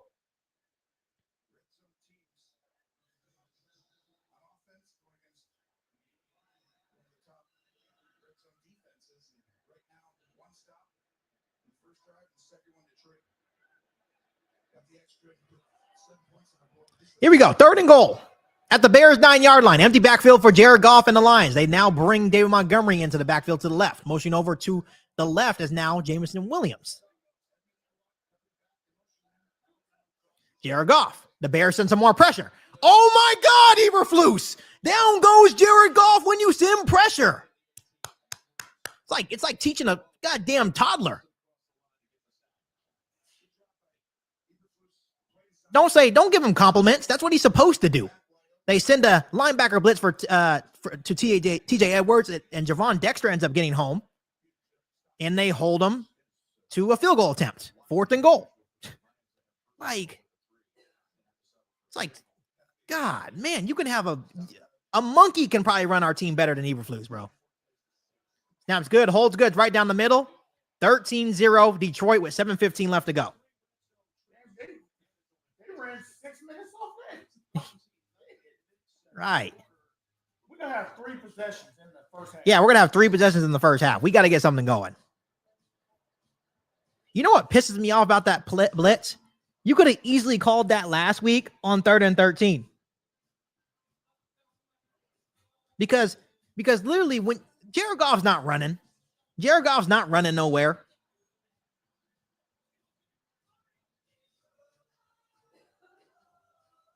Yeah, someone said on Twitter, the Bears cannot go 3 and out. You want to place a bet? You want to place a bet? Because obviously they already look out of sync. They look off sync.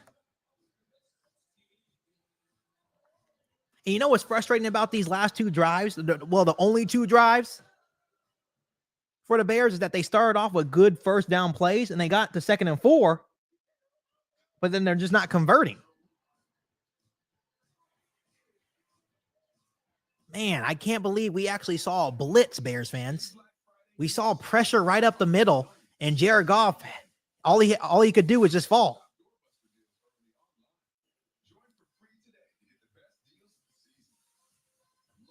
So the Bears defense does their job, 13-0. Everyone just looks bored out there. These guys are lucky it's Thanksgiving, man. They're lucky it's Thanksgiving because I'm not letting them ruin my Thanksgiving. I'm going to go on and eat my ham, my mashed potatoes, collard greens. I don't know. Nope. You know why the NFL is so cruel? Because not only did you give the world and you're forcing them to watch the Bears, then you got to watch the Cowboys and Giants next.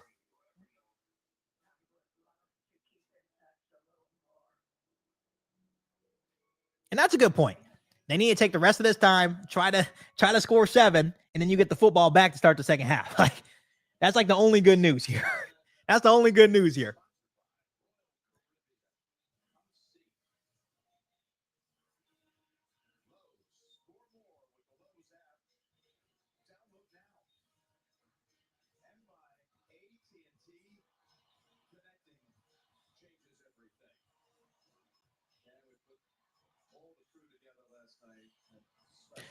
Here we go.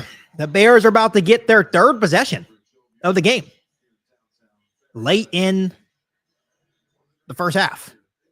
DeAndre Carter back to return. Bro, I need something from you. I know you had a nice little return last week. I need it again. At this point, 6 plays, 11 yards. We need a spark.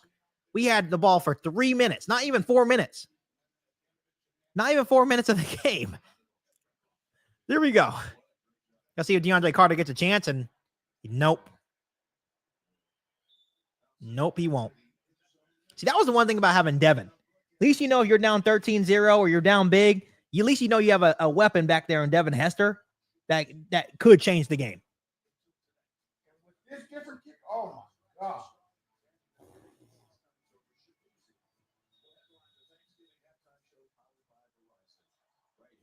So here we go. Yeah, you're right. You're right, the Mike Show. It'll be okay when we fire Eberflus. You're absolutely right. Yeah, as soon as Flus is fired, we'll be okay. So 7:15 left to go here in half number 1. 13-0 in favor of the Lions. No, it's a different person. Here you go. Caleb Williams under center. DeAndre Swift on the backfield. You got to hike it. Hand off to DeAndre Swift. DeAndre Swift finds a little hole for about 2 or 3 or 4 yards there. So 2nd and 7. 7 minutes left to go here in half number 1.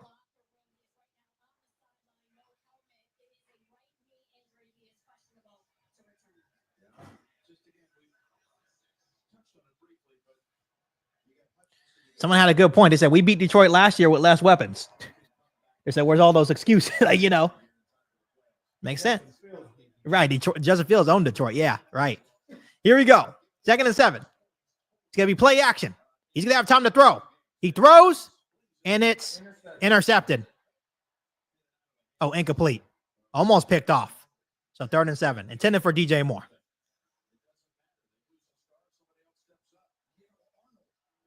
DJ Moore had to play defense there. Good job by DJ Moore. Yeah, he's off. He's off. Now he's off rhythm. You could tell the last couple of weeks he was in rhythm.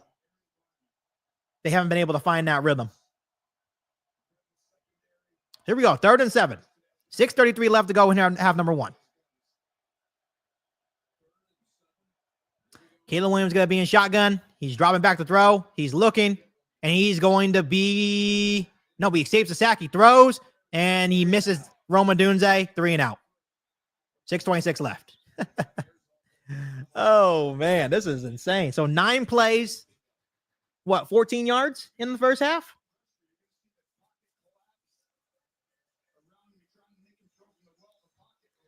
Able to evade the sack, go to his left, and he had Roma Dunze, just missed him. He's not in rhythm.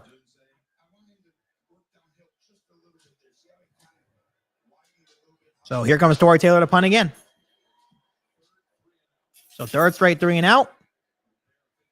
Good punt again by Tory Taylor. He's going to return it. Has some blockers, a couple missed tackles. He's across the 30 to the 31. With 6:13 left to go. Yeah. So 13-0, 6:13 left to go. Here comes Jared Goff and the Lions.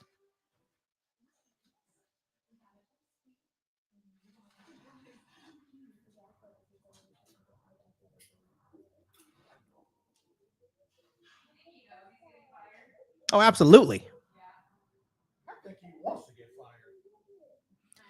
And this is going to be so this is the first adversity we've seen from Thomas Brown in the offense. So I'm excited to see the adjustments he makes, because that's a part of being a good coach and a good coordinator, is making those halftime adjustments and making sure we're not seeing the same things in the second half. Yeah, that's what you're supposed to do right there. You can see both of you can lay in that bed.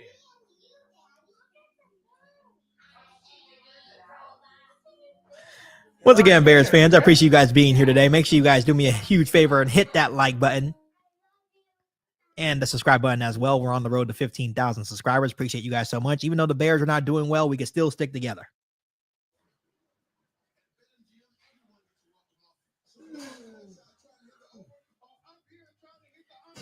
So let's see if the Bears defense can light a spark, hopefully. I don't know. Every single possession that the Lions have had, they used like at least 6 minutes of the clock and led to a score. But yeah, this is not good. Not a good showing from the Bears offense.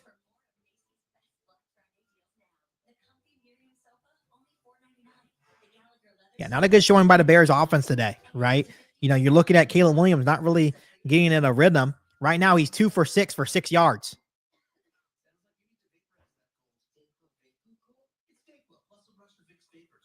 And Terrell Smith is back out there with the starting defense.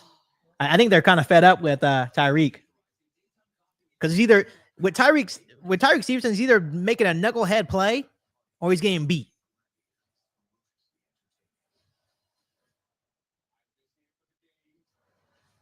Yeah, Goff has definitely given us a few chances. You got to make some plays. All the way around, we got to execute. We got to make some plays. You know, even if these players don't like their head coach, that's fine. Still rally for your boys.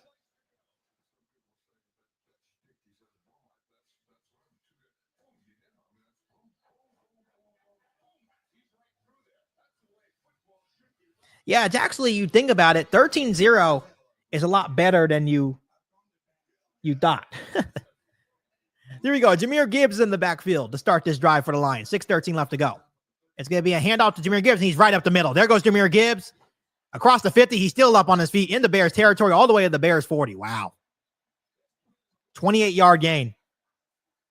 Wow. They're checked out. I'm not even going to lie to you guys. They are checked out. They do not want to be here.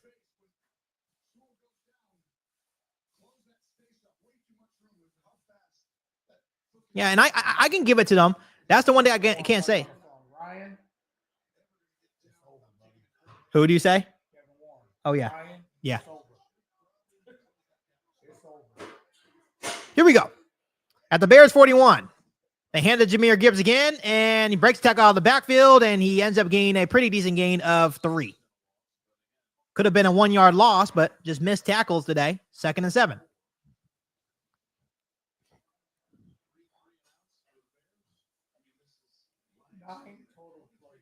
Yeah, but the Bears have had 9 total plays.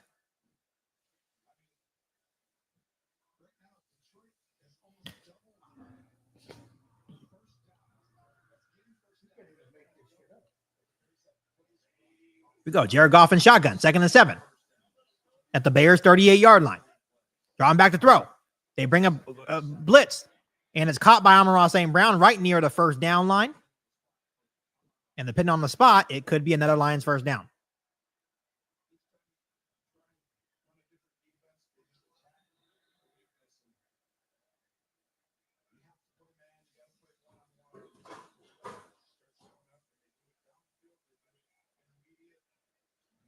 Mikey, I respect you, bro. I'm this close to blocking your ass today. Go watch your team. Because your team is sorry too. You guys beat us, but you guys are not far behind. Jared Goff drawing back on 3rd and 1. He's going to throw into the dirt. It's going to be 4th and 1. They're going to go for it. They're going to go for it. Here we go. 4th and 1. 4:09 left to go here in half number 1.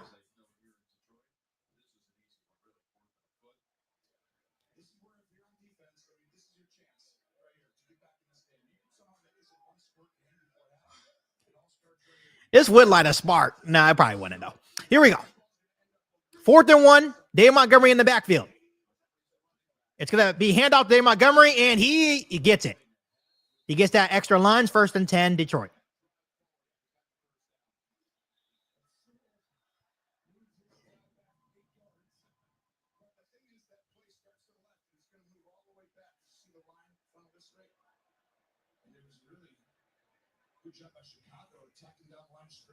Someone he said this fool said, "You're too down, bro. This isn't like you. You have good energy." How can you have good energy watching this? So at the 30, at the Bears 30, it's gonna be 1st and 10. 3.5 minutes left to go here in half number 1. It's gonna be play action for Jared Goff. He's looking downfield, and he is gonna. Oh, he barely gets rid of it. Almost sacked, but he throws it away. Barely. 323. Who is he throwing to? Hold up. Good job by Darrell Taylor and Montez Sweat there. Who's he throwing to, though?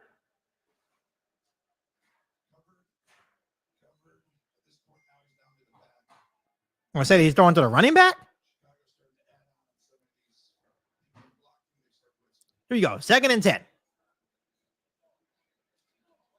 There you go, Montez. So I like that. Thank you. Play for your boys. Play for your boys. Forget Eberflus. Play for the one next to you. Jared Goff's going to be in shotgun once again. Jahmyr Gibbs to the right of him. He's running back to throw again. They send an extra man. He throws. It's incomplete. There we go. 3rd and 10. Incomplete. He doesn't like, no quarterback likes pressure. That's why I don't understand. Like, send more pressure. How much you want to bet he sends 4 on 3rd and 10 after blitzing two straight times?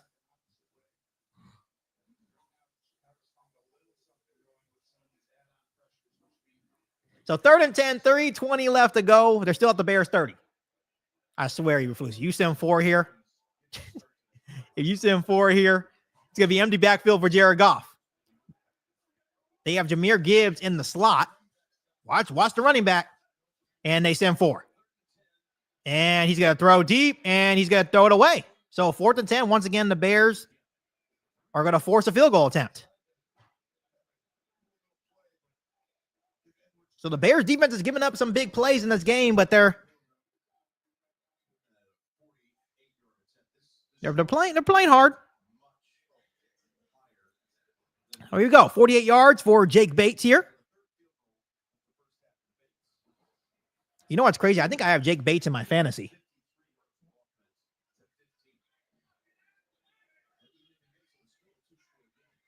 And it's right up the middle. 16-0 Detroit with 3:11 left to go in half number 1.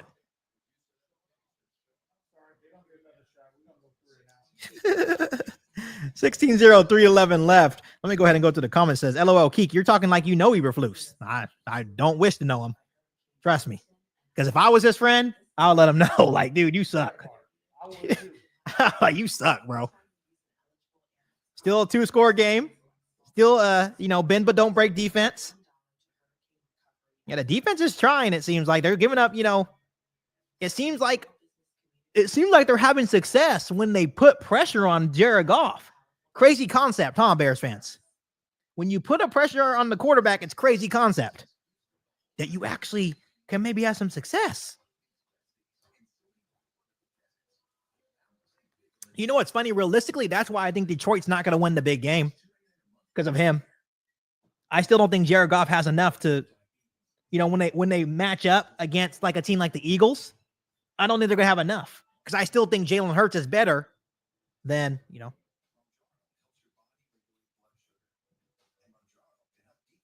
Yeah, if I was Matt Eberflus's friend, man, especially tonight at the dinner table, we would just be sitting there rocking, right? We'd be like, just be awkward silence at first. And I just have to let him know, hey, man, as a brother, as a friend, you're not good. You're not good. Someone said it's a bloodbath, KIEQ. 16-0. You would think they would be beating us by like 30 by now, like 30-0. Someone said they're not beating Philly or the Chiefs. Yeah, I can see that. I just think the Eagles can run the football with them. Saquon Barkley is the best player in football right now. He's the best player in football right now. And their defense is actually pretty good. Like, they have the corners to match up. They have the defensive line.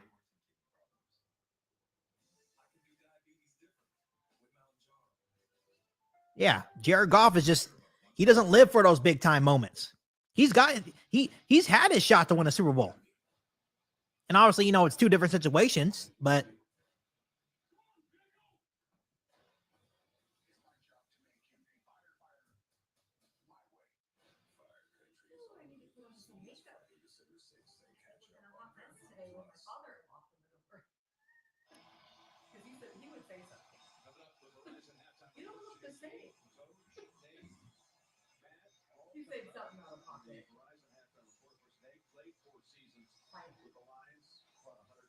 what are you talking about, bro? You're saying you're not good, bro, but you're my boy. What do you mean by that? What do you mean I'm not good? If you're gonna call my podcast, I would love to see you try doing this. All right, here we go. DeAndre Carter back to return for the Bears. About 3:11 left to go here in half number 1. And he will just kneel it, and it will be a 1st and 10 at our own 30. Isn't there some times where you're just like, look, I'm going to return it?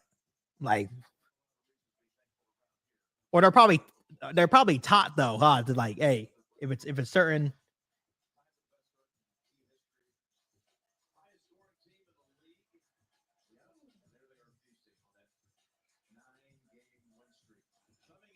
Yeah, I agree. Game Changers Corp.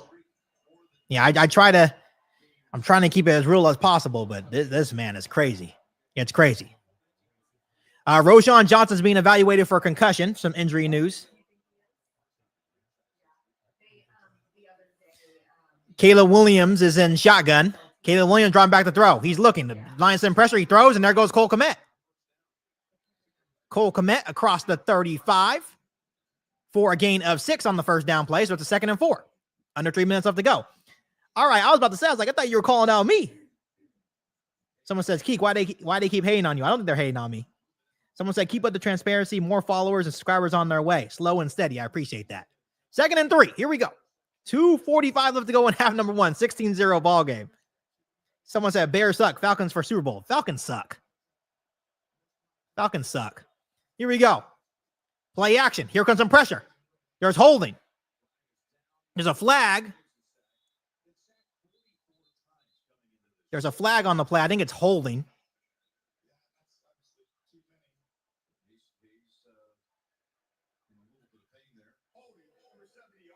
Yay! Holding on Braxton Jones. 2nd and long. Falcons are not doing nothing. The Falcons are probably the most fraudulent playoff team in the playoffs besides the Commanders.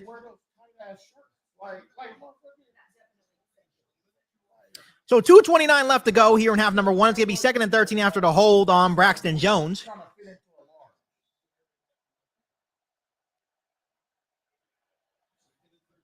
It's going to be shotgun for Caleb Williams again.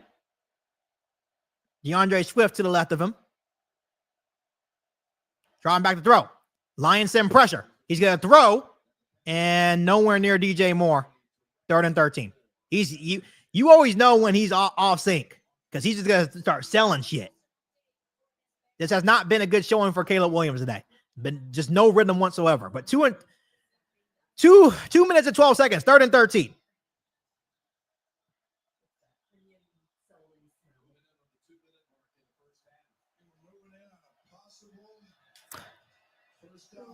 Third and 13. What can the Bears do? This is going to be, they're threatening their fourth straight three. They had 4 possessions this half. That's crazy. Dropping back to throw. He's looking. He steps up. He's still looking. He's going to take off and run. Does he have space? Oh, man. He gets a gain of 12. Go for it. Go for it. It's going to be 2:03. He gets out of bounds. 4th and 2. Go for it. It's going to be 2-minute warning here. He gets a gain of 10 or 11 with his legs there. It makes it 4th and 2. You got to go for it. You're 4 and 7. You're going to get fired anyways. You're going to get fired anyways. Go for it. Someone say, who y'all got playing the Falcons in the Super Bowl? The couch, because the Falcons are going to be on the couch next to the Bears. Sorry ass team. Sorry ass team, man. I know the Bears suck, but the Falcons, they're frauds. I'm sorry. Didn't they just get blown out by the Broncos like a week ago? Like 38-3?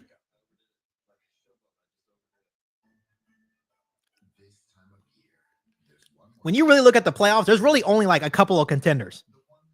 It's the Lions, Eagles, you got Chiefs, Ravens, and maybe the Bills.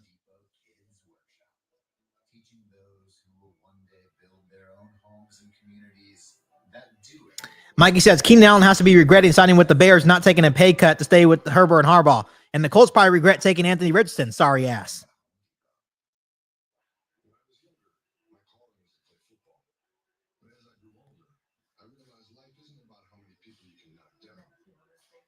Yeah, Falcons, man. The Falcons was going to have one extra game than the Bears. They're going to get bounced.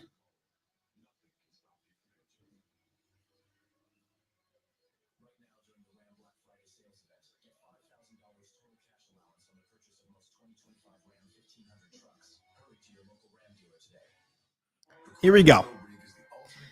I say go for it. And that's another thing that Caleb hasn't been doing a lot today.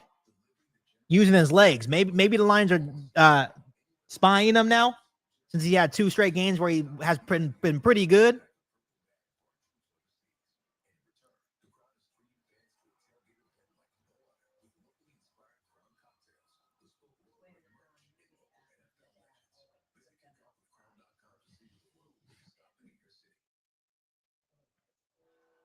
Tomorrow has the potential. Tomorrow has the potential to be a really great day for Chicago Bears fans. We will rejoice on Black Friday. Black Friday would be perfect. 4th and 3. I thought it was 4th and 2. It's all good. Here we go. 4th and 3. The Bears are going to go for it. 2 minutes left. Yeah, let me turn my phone because it's going to be Caleb Williams shotgun. Come on, Bears. Okay, we need 1 first down at least in this half. Come on. Caleb Williams dropping back. The Lions are going to get pressure. He's going to throw up. He has DeAndre Swift. Oh, wow. It's incomplete. He went for DeAndre Swift on the wheel route. It's going to be incomplete. Why would they go that route? I like the wheel route to DeAndre Swift, and it's a mismatch. Yeah, it hangs. You got to throw it. He throws it behind him. Yeah, like it's definitely a mismatch there. Just not a good throw by Caleb Williams. Turnover on downs. Yeah, he didn't even play the football either. That could have been PI For sure. So now the Lions will have the ball on the Bears 37-yard line. 1st and 10, minute 54 left to go here in the half.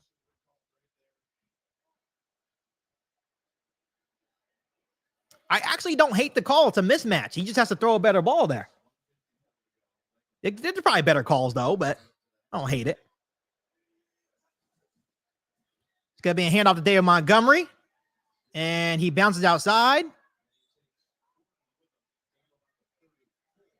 for a gain of 3 there. Yeah, that was a pass interference for sure, but could have been a better ball.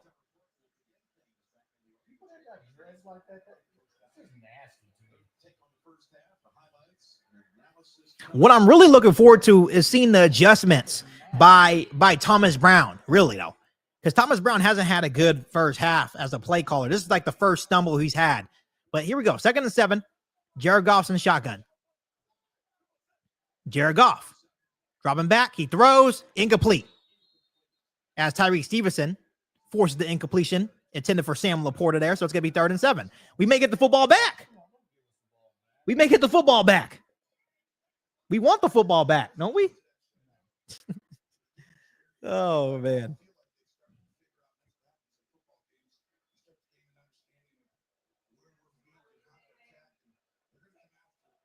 Here we go. 3rd and 7, minute 12 left to go here in half number 1. The Bears are signaling pressure. The Bears send 4. And he catches it, but Amon-Ra St. Brown, instead of diving forward, it's going to be short.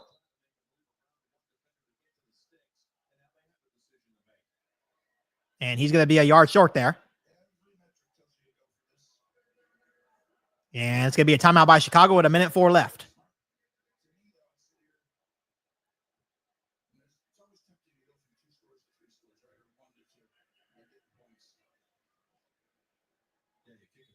I'm kicking the field goal because the offense. They haven't done anything, yeah. They ran 12 plays in 2 quarters. Someone says if Eberflus gets canned tomorrow, who fills in? Either my dad thinks it's going to be the special team coordinator, Hightower. Or they may try to audition Thomas Brown, but we don't know.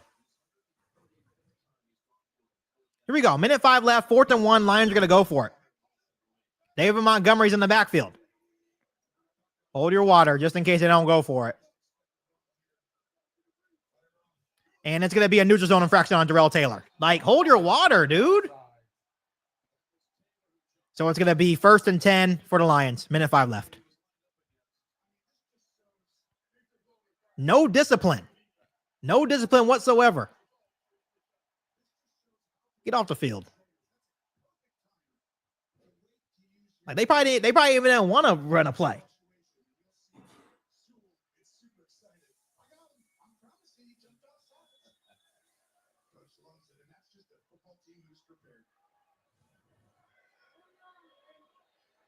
Here we go. 1st and 10, 1:05 left. Jared Goff's in shotgun. It's going to be a handoff to David Montgomery, and he's going to take a ride for another 5-6.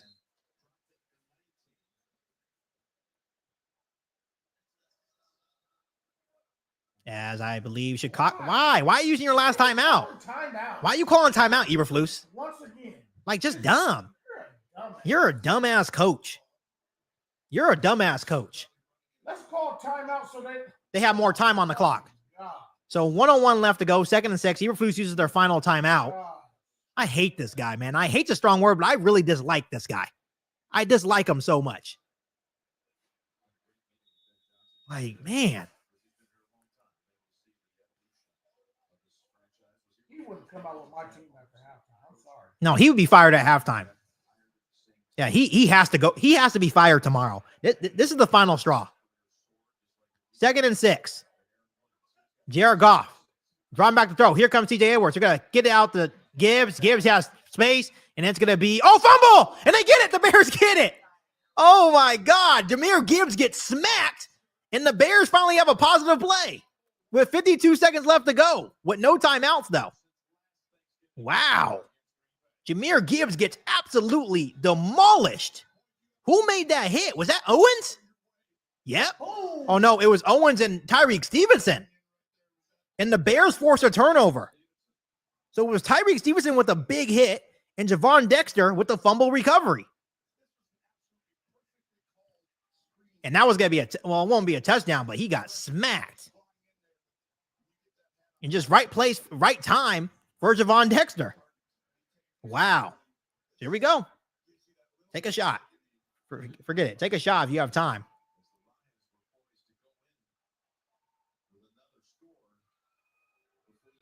Now you probably wish he did take the points. So Lions still have 2 timeouts. Bears have no timeouts. They have 55 seconds to work with. Here we go. Caleb Williams in shotgun. Starting at the Lions 6-yard line. All right, at their own 6-yard line.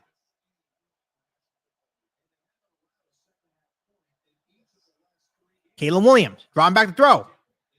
He throws, and the Bears have a first down across the 21. First and 10 Bears. As the clock continues to run, first down Chicago. About time. So it's going to be first and 10 at the 20. 40 seconds left to go here in half number 1. Caleb Williams dropping back. Here comes pressure. He's going to throw deep. Does he have someone there? Nope. He overshoots Roma Dunze. And it looks like he got hit. But we don't get those calls. Chicago Bears quarterbacks can get hammered all day long, and we won't get a call. Well, it was good timing, though, on the hit.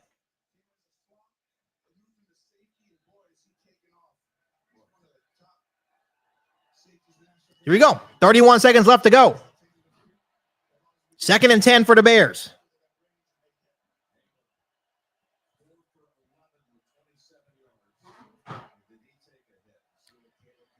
Three on the game clock. They have to get going. They got to get going. And they get it off.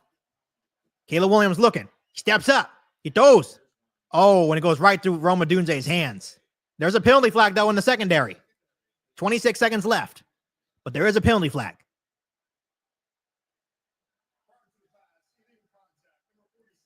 Illegal contact defense. So legal contact, automatic first down with 26 seconds left. Man, we get 2 first downs with 50 seconds. Yep, 2 first downs with less than 50 seconds left here.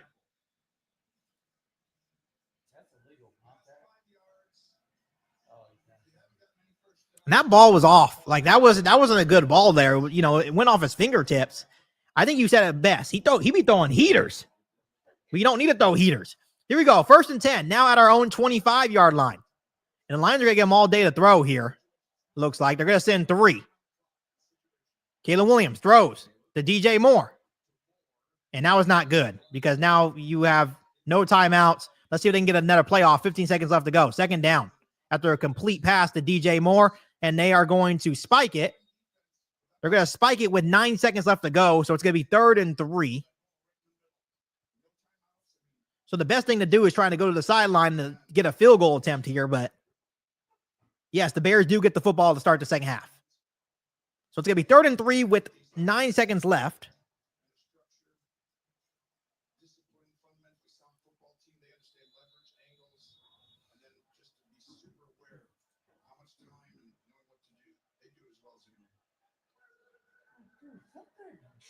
And now there's an injured Lions player. So we're waiting on the injury for him. 3rd and 3 for the Bears. 9 seconds left to go here in half number 1.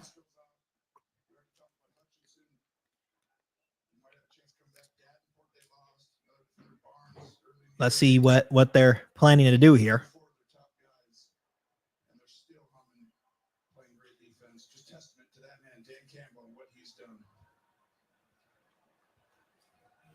Just waiting on the injury of the Lions player here.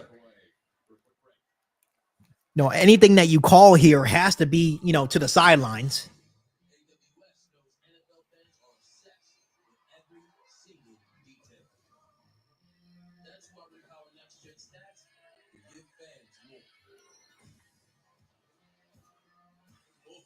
You know what's crazy about this game is that we're getting absolutely dominated, but it's only 16-0. That's like the weird thing.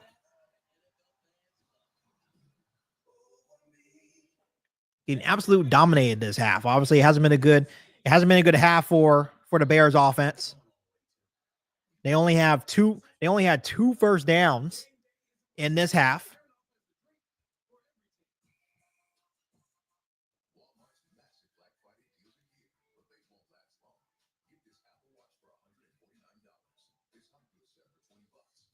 I'm weak. My kicker on fantasy alone has gotten me 11 points already because I have the Lions kicker.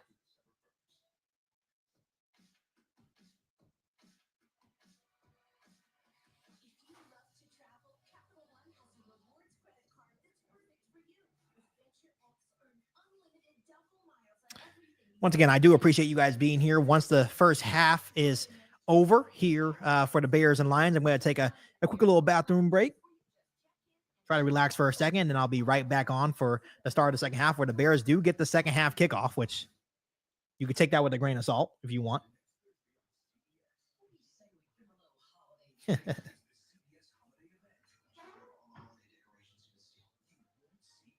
Yeah, you know, I guess you take the positives where you can get them. They're down 16, you know, and obviously it just hasn't been good. You know, the defense has, you know, had that bend but don't break mentality. They caused that turnover late in the first half, but you know, offense has really been the story. Just nothing clicking for them so far.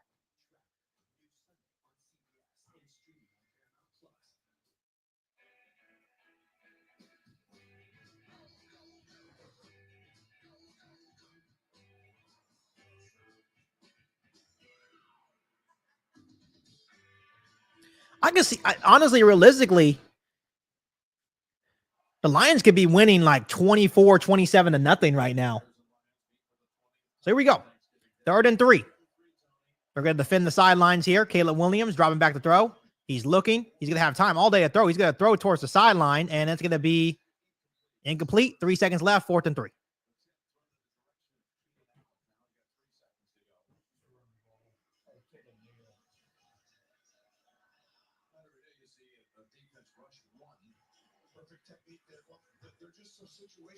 So it's going to be 4th and 3, 3 seconds left.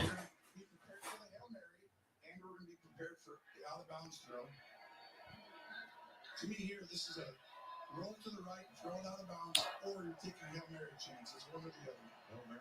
Caleb Williams going to be in shotgun at their own 31. Caleb Williams rolling to his right, and he is just going to heave it out of bounds to end the first half where the Lions are up 16-0 over our Chicago Bears. Like I said, absolutely pathetic first half for the Bears. The defense did some decent things. Offense was nothing, only 2 first downs to show for. And here comes this bum talking for an interview. Let me hear this guy real quick.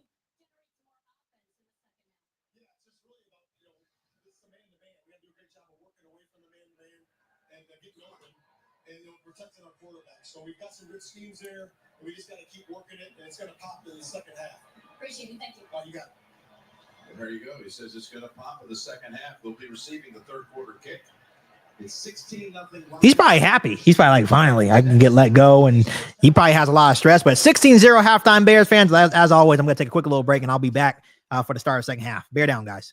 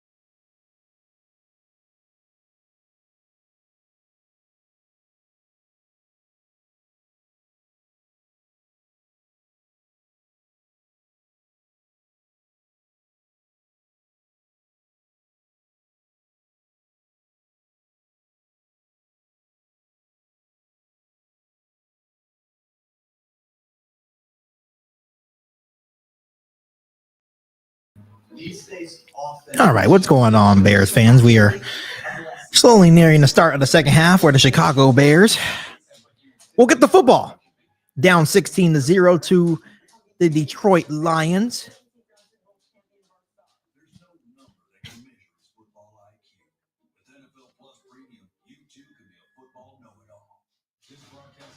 Like I said, my only concern is Caleb Williams. He hasn't looked good today. 5 for 15, 35 yards. So definitely hasn't been good. So that's what I'm looking for, the adjustments from Thomas Brown. They're doing a little performance. I think it's Shabuzi, like a country artist.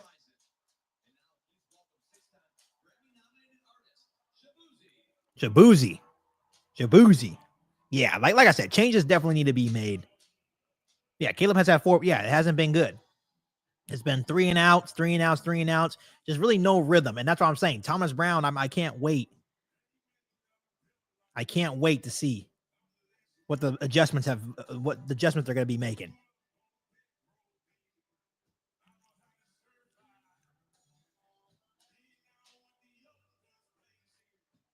Like I said, Lions are looking to close the door. Because even only up by 16-0, there was a lot of points they left out on that field in the first half.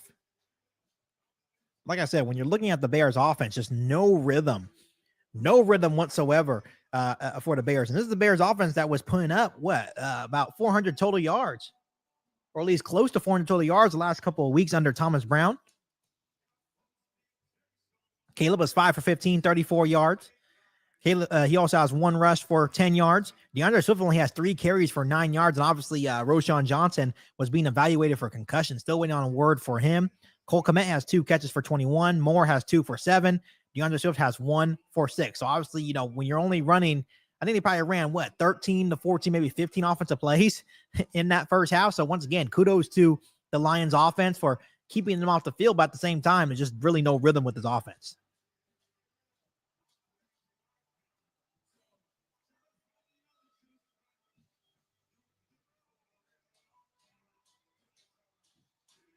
Yeah, just when you're looking at the whole scale of things, like as a team, the Bears are not playing well whatsoever. And just from the top bottom right now, the Bears are not a good football team, and we've known that. We've known that. Like I said, people are making good points of trying to force Lions to some 3 and outs as well. Jared Goff, 14 for 24, 145 with a passing touchdown. Jahmyr Gibbs is 7 for 83. Dan Montgomery's 13 for 58. Amon-Ra has 4 for 55. Tim Patrick 1 for 30. So it's like the key is trying to stop the run, or at least neutralize the run. And the Bears haven't been good at that all season long.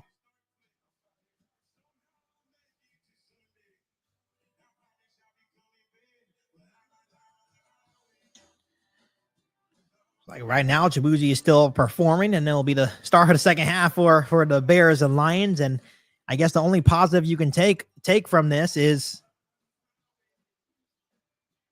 they get the football back.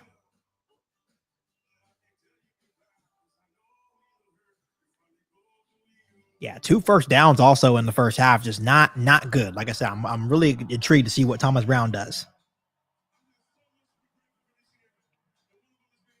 Yeah, you're absolutely right. Any coach that knows how to coach is, if you put pressure on Jared Goff, he can't handle it. And the moments that Matt Eberflus decided to pressure Jared Goff, he looked uncomfortable. He didn't look good. He was just throwing the football away. He can't move. The dude can't move. He's not going to run away from you. So we'll see if Matt Eberflus is a good enough coach which we know he's not a good enough coach, but let's see if he can continue to put pressure on Jared Goff. Michael says, is Flus gone by tomorrow? He should be, but will the Bears have the guts to actually fire a coach mid-season? That's something that they haven't done at all.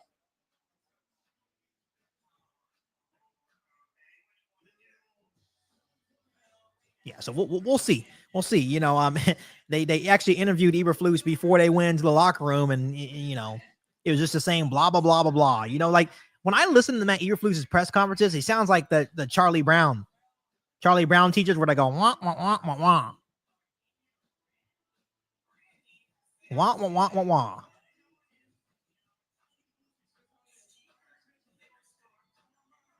So after this guy, whoever he is, gets off the stage, we'll start the second half here. Once again, I do appreciate you guys tuning in.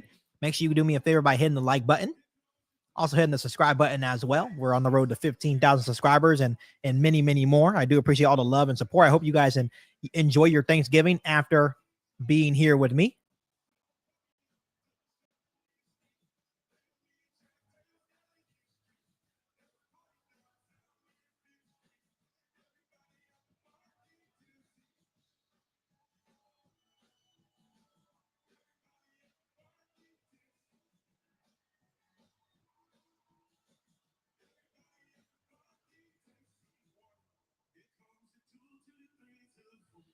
Yeah, Caleb Williams is playing nervous. He is really, really playing nervous today.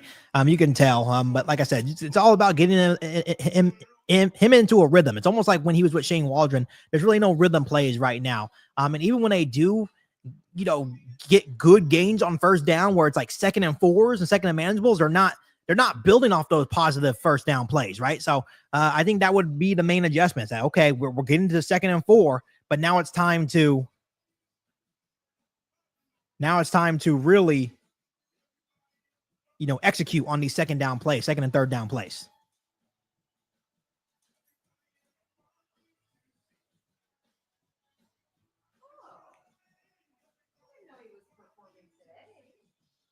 Shabuzi.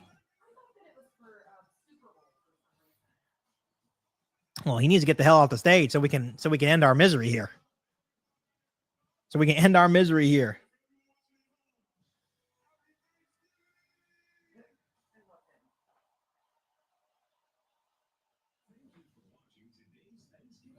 Here we go. The performance is finally over, and we're about to get started here for the second half of the game. I don't just end my misery. I'll be much happier if I wake up tomorrow morning with the news that he's gone.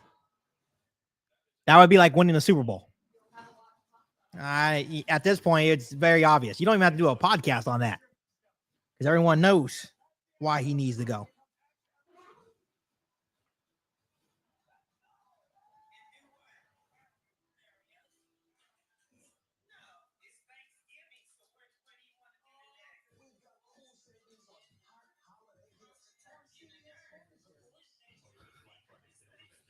Once again, I do appreciate you guys being here. Someone said, make it make sense. A damn Colts fan in the Chicago Bears fan chat giving bad thoughts and expects up to take it as gospel. That's funny.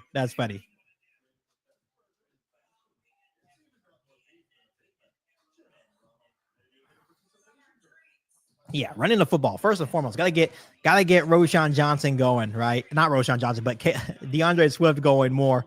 Obviously running the football means good things for your young quarterback that's kind of struggling right now.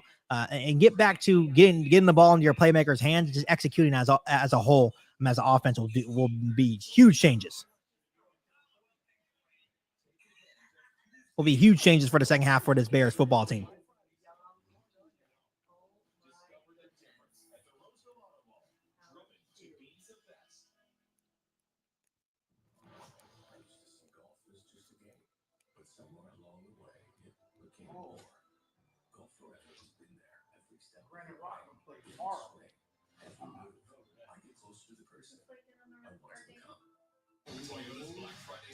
You don't want to go see Wicked? It's a really good movie. I'll go see it again. I will go see that movie again. Honestly, I'm going to say it. I rather ride my least favorite ride at Disneyland, which is Small World, 100 million times rather than watch this Bears team. And I would go mad riding that ride over and over again. I would go mad riding that ride, but I'd rather do that.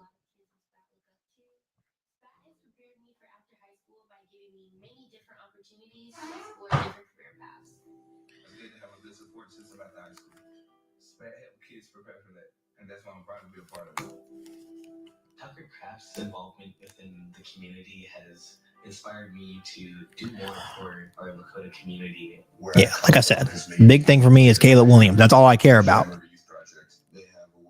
Someone says Shabuzi would be a better head coach than Matt Eberflus.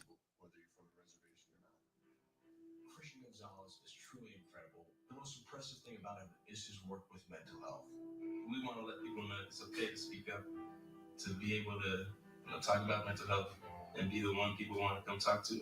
I love it. So, I mean, being able to, Someone said, because Matt Eberflus was all cheesing in his halftime interview, like he looked like he was happy. And someone said, that was the happiest down 16-0 coach I've ever seen. Usually a coach would be pissed, like this is unacceptable. You don't care. He don't care anymore. He wants to get fired.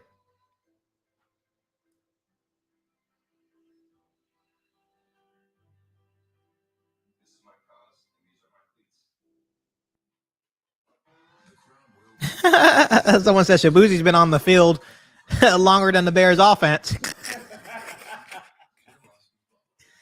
Oh, man. It sucks that you have to meme your own team, right? Like, it's gotten that bad. All right, here we go. Here we go. Like, respectfully, Ryan Poles, if the Lions add on here and you don't score a damn point, just say, Matt, you don't even have to make it like a big thing. Like, Matt, you know I have to do this, right? Like, it could be very simple. You know I got to do this, right, Matt? Or else I'll get fired. We could still have our dinners. Don't worry. Oh, man.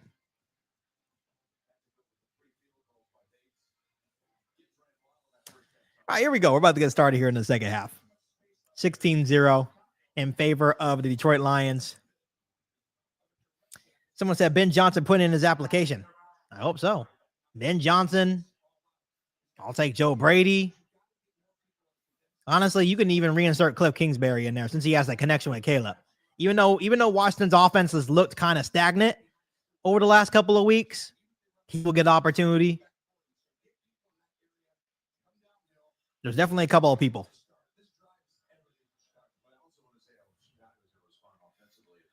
The Bears offense has 19 plays, 53 total yards, 2.8 yards per play, and have only held the ball 7 minutes.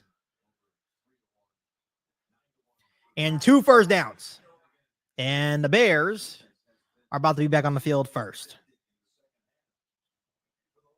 DeAndre Carter is back to return.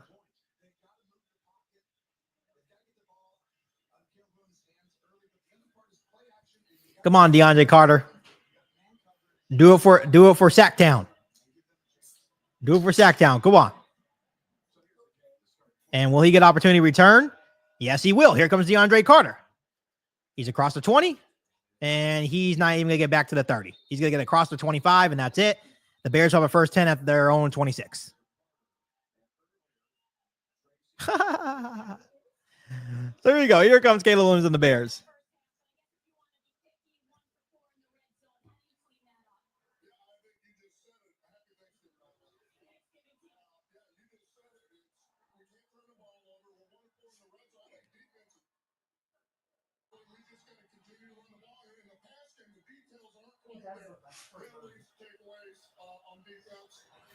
All right, here we go, Bears fans.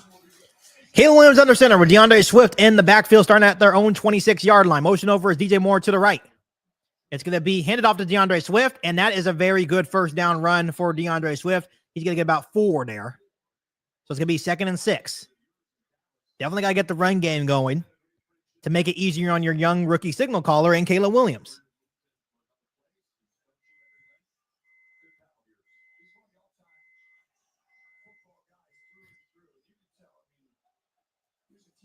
So 2nd and 6. Caleb Williams going to be under center again. Motion over to the left is Cole Kmet.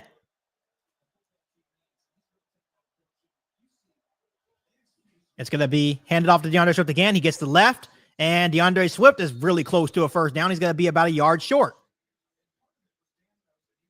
So a gain of 5. So this is where these are the plays where you got to get. I don't know if Roschon Johnson's still in the game. I know he's being evaluated for a concussion. So let's see if Roschon Johnson is available for the Bears on this 3rd and 1 play. They're 0 for 5 on 3rd down conversions today. And no, it's still DeAndre Swift, but Caleb Williams is going to be in shotgun for this 3rd down play. Motion over is DJ Moore. It's going to be handed off to DeAndre Swift. DeAndre Swift's going to get a first down all the way across the 40. I think he will get stopped at the 40. It's going to be 1st and 10 Chicago. So already 1 first down on the first drive of the second half. And this is what we need. This is what we need to do to kind of calm down Caleb Williams too. Just run the football.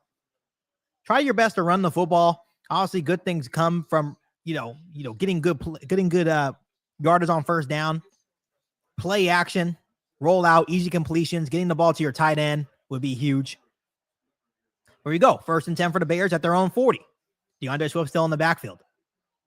Caleb Williams, play action on first down. He's looking. He steps up, and he is going to take a sack. It's going to be a loss of 5. 2nd and 15. Things collapsed in the middle of that pocket for him. Didn't have any really room to step up there, but he's going to take a sack. The first sack of the game, though.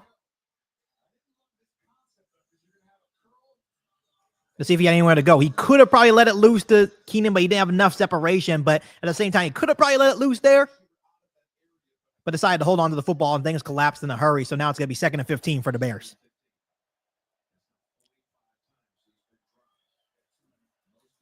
So most of the NFL now has been sacked 45 times. Caleb Williams is going to be in shotgun. Travis Homer's in the game now. He's going to drop back to throw.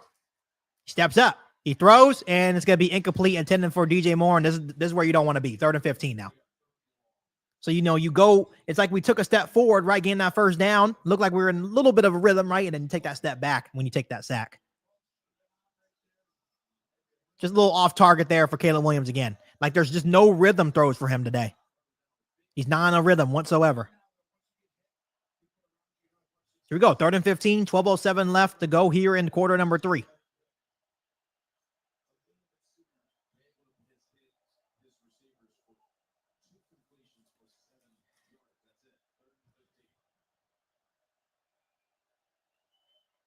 He gets it off. He steps up. He's going to take off and run. He's going to throw. And is that caught by Keenan Allen? And that's a catch. What a throw by Caleb Williams there. Was able to evade the rush on the run to his left. And let's see if he hangs on to that, though. Yeah, the hands are under the football. That's a catch by Keenan Allen. Wow. So 1st and 10 into Lions territory. They go hurry up. Caleb Williams, quick completion to DJ Moore. Up to the 41-yard line of Detroit. For 5. So what a throw by Caleb Williams when he was under pressure. And I think that's where he's good at. That's where he kind of excels, is throwing on the run. He makes the hard throws look easy, but makes the easy throws look hard sometimes.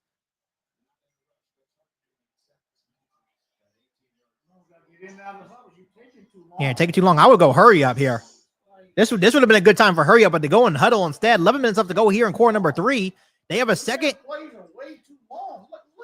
Right. He has a 2nd and 5 at the Lions 41-yard line. It's going to be play action. He has time. He's looking.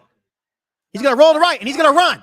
Kalen's going to use his legs, and he's going to get, and he gets hit low, but that's kind of on him. And the Bears linemen don't take lightly to that, but I think that's more on Caleb Williams. He got hit low, but he should have probably just went out of bounds there. And Caleb Williams is going to be okay. He's going to go back onto the field. But why did you stop? Like, he kind of hesitated a little bit. He gets the first down all the way up to the Lions 31-yard line. But I think he was trying to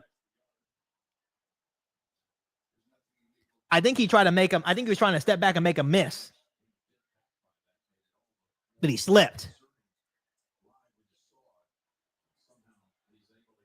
Yeah, that was a nasty looking hit, but they get a first down with Caleb Williams running the football there. So it's going to be 1st and 10 at the Lions 31-yard line. Caleb Williams going to be in shotgun. Driving back to throw. Here comes pressure. He steps up. He's looking. He's going to throw. And it's caught by Keenan Allen for a Bears touchdown. To Keenan Allen. Right up the seam, and it's going to be 6-16. Touchdown Bears. Good throw by Caleb Williams. The best throw of the day goes for a touchdown. Let's go. Good throw, Caleb. Good throw, Caleb. Right down the middle. Now, those are the throws that we saw over the last couple of weeks. Those conviction throws, just him ripping it. So good job by Caleb Williams there. With 9:47 left to go, pending the extra point, the Bears get their first points of the game. Snaps good, holds good, it's up, and it's right down the middle, 16-7. Still Detroit lead with 9:47 left to go here in the third quarter. So good drive by Caleb Williams and the Bears. Obviously, he was more decisive with his legs on that drive, and that's what was really working for him over the last couple of weeks. And Keenan Allen remains hot for this team as well. I love that. I love that. Caleb Williams must have heard Boz players talking shit about our quarterback. He said, "Take that, motherfucker." I love it. I love it. With all the adversity he dealt with, especially in that first half, coming out in that first half and really making some plays for this team and leading him down for the first score of the game for the Bears. And those are obviously the adjustments that you wanted to see from Thomas Brown as well, kind of just letting Caleb play freely now. I love it. Never give up on your quarterback, no matter who it is. You know, obviously I don't give up on my quarterbacks. You can say when they're playing bad, but also give them props when they're playing good as well. He threw he had a lot of good plays on that drive, was decisive with his legs as well. So good drive by Caleb Williams and the Bears, and now we'll see what our defense can do. Because now this would be a good time to force a 3 and out. You know, hopefully.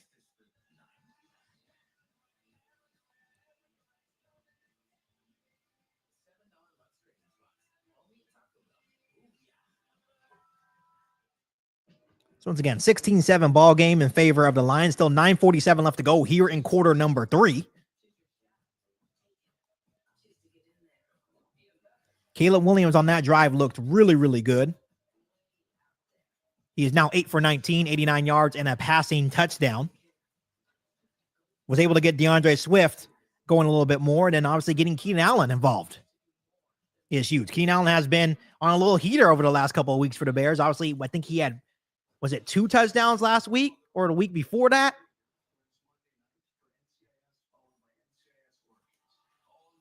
Yep. Good stuff by the rookie quarterback on that drive for sure.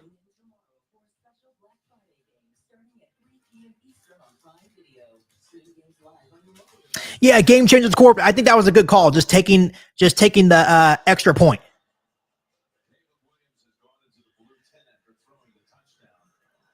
So Caleb Williams was into the blue tent after throwing the touchdown, and now is he going to the locker room or is he going into the blue tent still? Going into the blue tent. Hopefully he's okay. Yeah, I think taking 1 was a smart move, right? You could have went for 2. Yeah, Tyson Bagent. You know, a lot of people want Tyson Bagent. Cairo Santos is going to kick short, and they're going to get a chance to return it. Here we go. And good job by the Bears special teams. They get across the 20, but he's not going to make it back to the 25, so it's going to be a first attempt for Detroit at the 24. Yeah, so Game Changers Corp, I think taking the 1 was smart here. Because you could have taken the 2 and made it a 1-score game, but you see what happens when you don't get it, right? Then you're down, I think, still by... Yeah, Caleb Williams is already out of the medical tent, so he's good. Someone said Bagent with laughing emojis. No, we don't want him. We want Caleb. Right. So here we go. Starting at their own 22-yard line. It's going to be David Montgomery in the backfield for the Lions on the first possession of the third. It's going to be play action. Here comes pressure. It's going to be screen. Good call. David Montgomery has space. He's going to be across the 40 all the way up to their 41-yard line. First and 10, Detroit. Good play call there. Good play call there by Ben Johnson and the Lions on first down. That's what you want. Man, you want the offense to continue to play, but you want the defense to struggle. There's an opportunity where they throw him at the right time. They allow him to get upfield, but it's not so obvious that they just fall back. Here we go.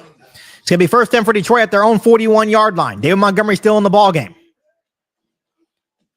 It's going to be a handoff for David Montgomery, and this time the Bears do a good job getting up into the box and holding him to 1 yard, so 2nd and 9. Under 9 minutes left to go here in quarter number 3.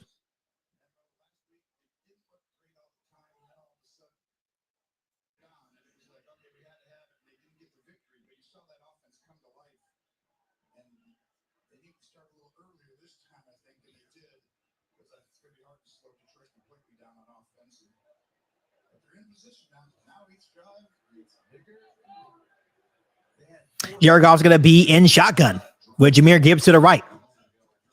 It's going to be a handoff to Jahmyr Gibbs. Jahmyr Gibbs finding some space, and he has nowhere to go. He's going to get a gain of 1, but good job by Tremaine Edmonds there getting into the action. And DeMarcus Walker, now it's going to be a 3rd and 8 with about 8 minutes left to go here in quarter number 3.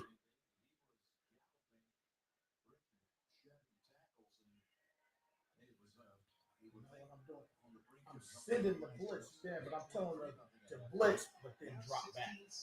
So confusing them a little bit. So here we go. It's going to be empty backfield. Will the Bears send 4 or they're going to send extra? It's going to be empty backfield for Jared Goff in shotgun. There's going to be 4 on the game clock. You draw back to throw. The Bears send 4. Here comes pressure. He's going to get it out to Jahmyr Gibbs, and the Bears make the tackle. The Bears make a tackle. Good tackle by Kyler Gordon. Oh, they throw a oh, wow. Late whistle. Carl throws a flag.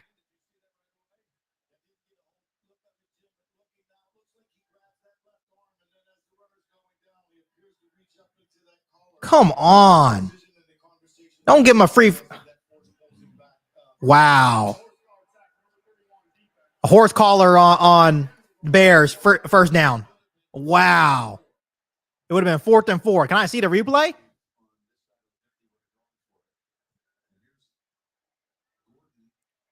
Where? Where's the horse collar? Where's the horse collar? There's not a horse collar. He's already down. That's a terrible call. That's a fucking terrible call. That's not a horse collar, Tony Romo. God damn, that's a terrible call. So now they're in Bears territory at the Bears 38. That's a terrible fucking call, NFL. And you know it. Here we go. There's David Montgomery in the backfield. Here comes David Montgomery, and he has a lane. He's going to get a name. That's horrible. So it's going to be a gain of 9. 2nd and 1. They're in Bears territory now after the terrible horse collar call.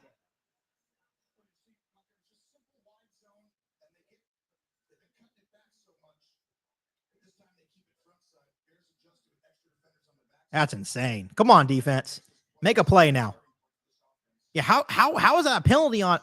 They called it on Kevin Byard, though. And he wasn't even near. Like, here we go. Jahmyr Gibbs is in the backfield. They're in I formation with Jared Goff under center. 2nd and 1. It's going to be a pitch to Jameson Williams, and he's going to have space. There goes Jameson Williams. Hurdle somebody, and it's going to be across the 15 to the Bears 14. What a bailout. What a freaking bailout. That's crazy.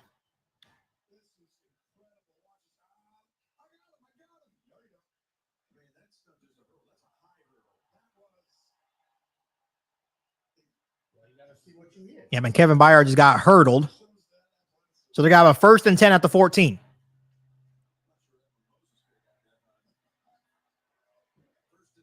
Now David Montgomery's back in the game.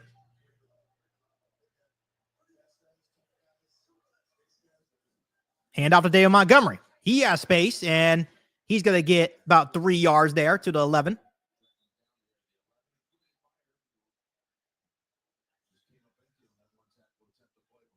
I'm telling you, Bears fans, I'll be straight up honest with you. When we have a coach, we're competing with every single person in this division. That's what I've noticed these last couple of weeks. Against the Packers, again, obviously sometimes you get unfortunate with calls like that, right? You're off the field, and they call a terrible call, but I'm just saying, they're close. So 2nd and 7. They changed the play. Now David Montgomery's in the backfield. And David Montgomery bounces off a tackle, and he is going to get near a 1st down. They had a stop in the backfield. And David Montgomery is able to charge forward near a 1st down, but I think he's going to be short. Like, what are you doing, Booker?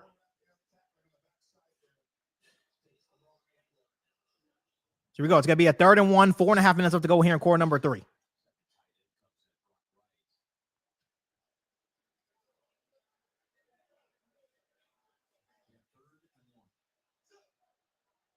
Dan Montgomery's in the backfield for this 3rd-and-1 play. And they're going to do a QB sneak with Jared Goff, and they are going to get it. So it's going to be a 1st and goal for Detroit as the clock continues to run to 4 minutes.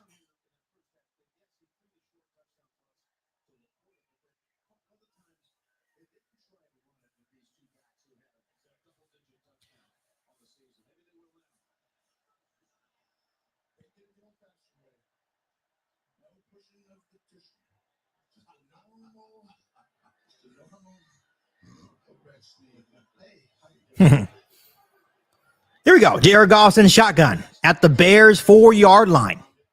Dan Montgomery to the left of him. It's going to be a handoff to Dan Montgomery, and he is going to be takes the pile for a couple of yards. But it's going to be 2nd and goal.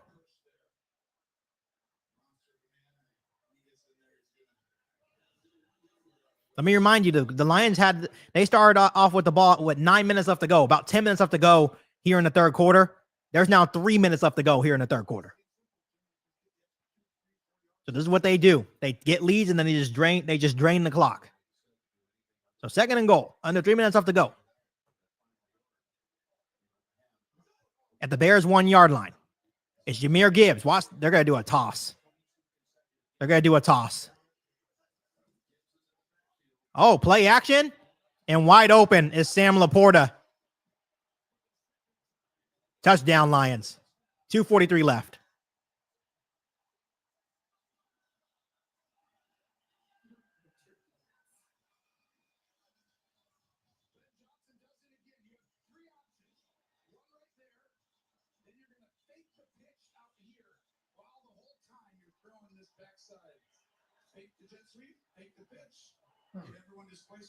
Yeah, good play call by Ben Johnson there.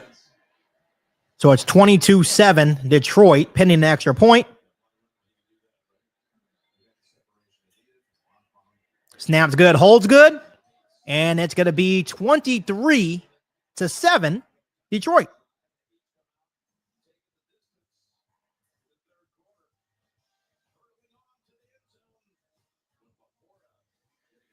So 23-7 Detroit with 2:43 left to go.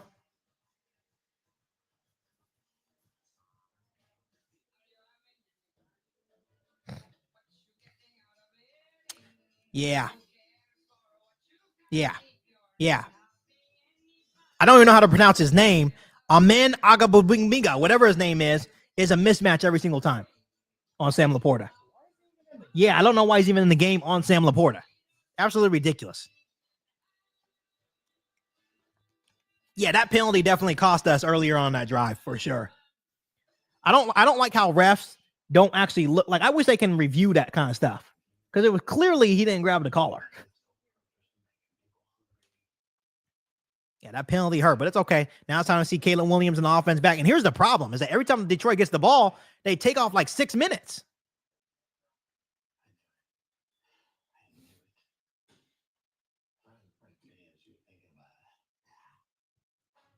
Yeah, a lot of people are asking on X, like, what is Kyler Gordon supposed to do there? And that's why people are so, like, they feel bad for the defenses sometimes because like they're kind of in no man's land right now.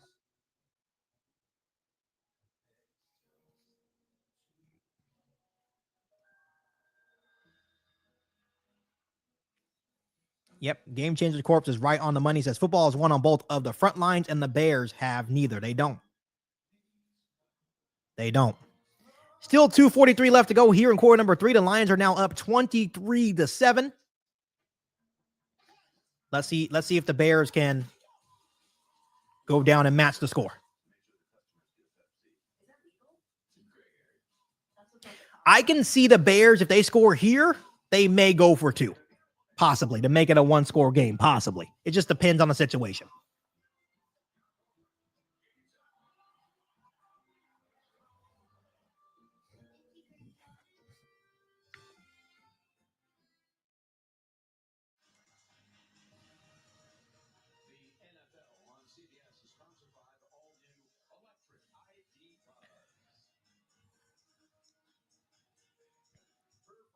Once again, I do appreciate you guys tuning in. If you're just now tuning in, the Lions are up 23-7.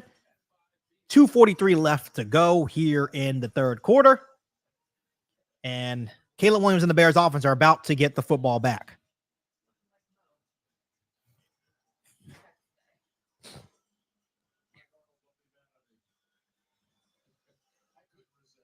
That Lions drive was 11 play, 78-yard drive that took off 7 minutes and 4 seconds off the clock.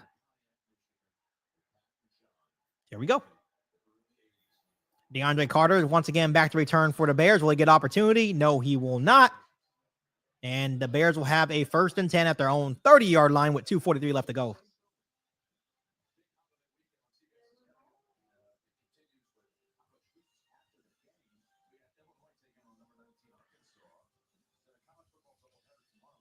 So let's see what the Bears can do.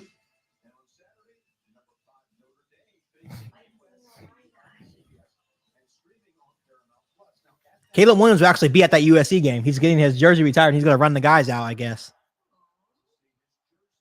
So here we go. Caleb Williams starting at his own 30. He's going to be in shotgun with DeAndre Swift to the left of him.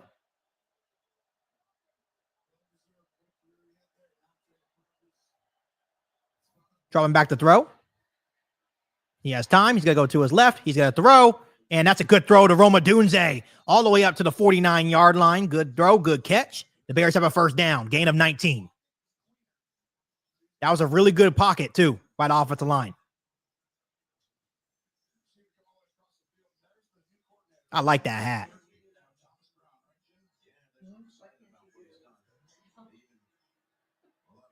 I haven't coached in college. And he's only 38 years old. So here we go. Nearing 2 minutes left to go here. It's going to be a 1st and 10 for the Bears at their own 49-yard line. Caleb Williams, drop back to throw. It's going to be a screen to DeAndre Swift. Oh, he has some blockers. There goes DeAndre Swift. He has some space. He's in Lions territory, across the 30, all the way up to the about 23 of Detroit. 1st and 10 Bears. 29 yards. Good screen call, executed well. Good job by DeAndre Swift breaking a tackle there as well. He didn't even know the ball was coming.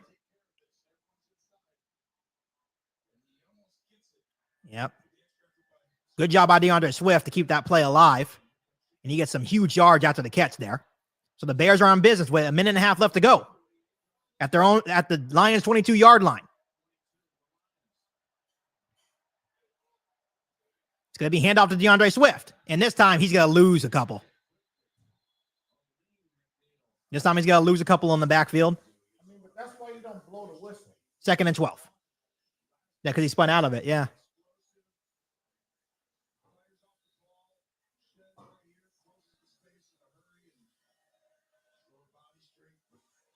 So it's going to be 2nd and 12 for the Bears.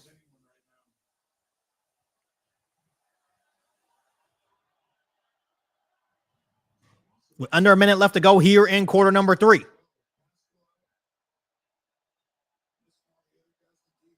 Caleb Williams is going to be in shotgun.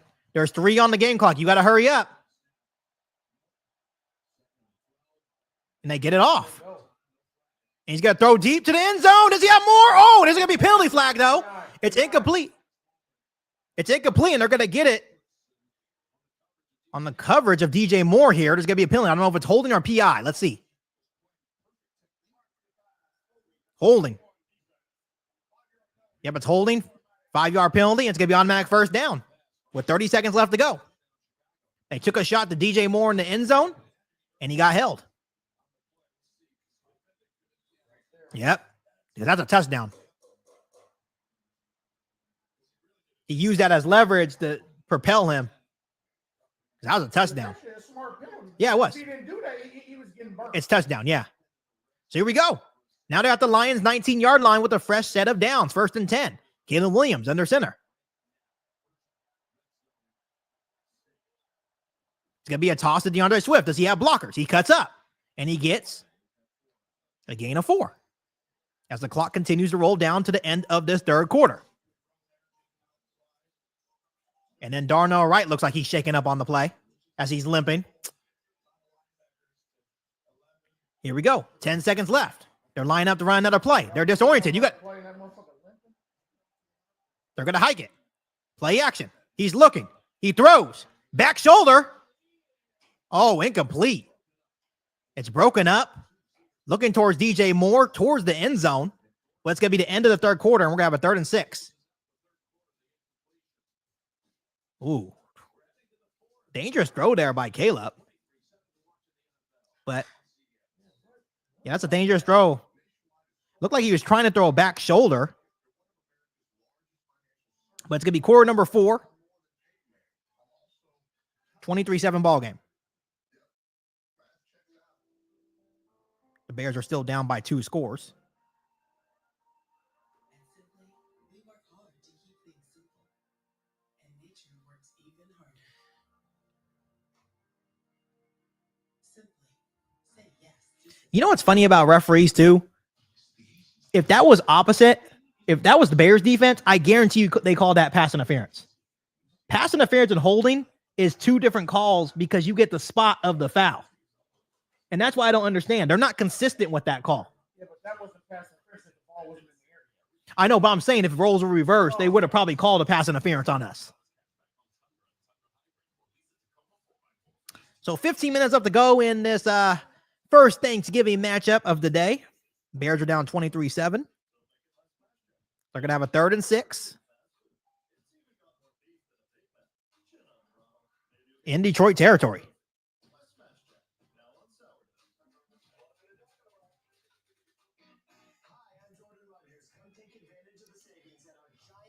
I would say this is definitely 2 down territory because I don't think a field goal helps you here because you're still down by 2 scores, but we'll see what Eberflus decides to do if they don't get this. We're adding more safe and affordable renewable energy every day. We're deploying new technologies that will allow electric vehicles to power homes, which helps customers save more money by capturing low-cost energy. And we're working on new ways to store. Once again, I do appreciate you guys being here. Clean and low-cost energy is available around the clock. The offense has definitely looked better in the second half. I think Caleb Williams has looked more comfortable. Just wish it was a little bit more consistent in this game, but I do love the adjustments I'm seeing.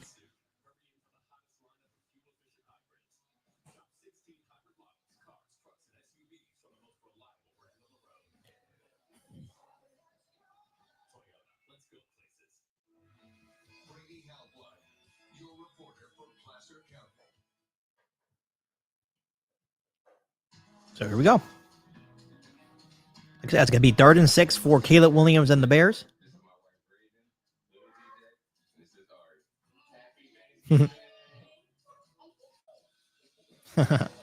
I love it.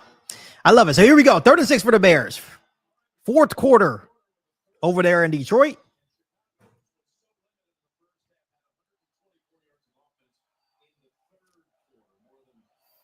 Bears had 124 yards of offense in the 3rd quarter. Caleb Williams is going to be in shotgun. At the Lions 15. Dropping back to throw. He's looking. He throws, and it's caught. 1st and 10 for Roma Dunze. That's going to be a gain of 6. Good throw. What is that? A simple little out route? Yep. Roma Dunze will be the Bears wide receiver 1 in a couple of years. You just got to give him a little bit more time. Good route runner, good hands. But the Bears are going to have a 1st and goal at the Lions 9.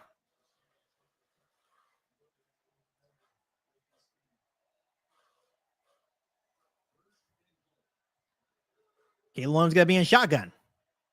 Travis Homer's in the game to the left. It's going to be a toss to DJ Moore. DJ Moore makes a man miss. Can he just get back to the line of scrimmage? And he won't. Oh, he will. He will with the second effort. And it's going to be no gain. He was getting tackled in the backfield, but he was able to lunge forward for no gain.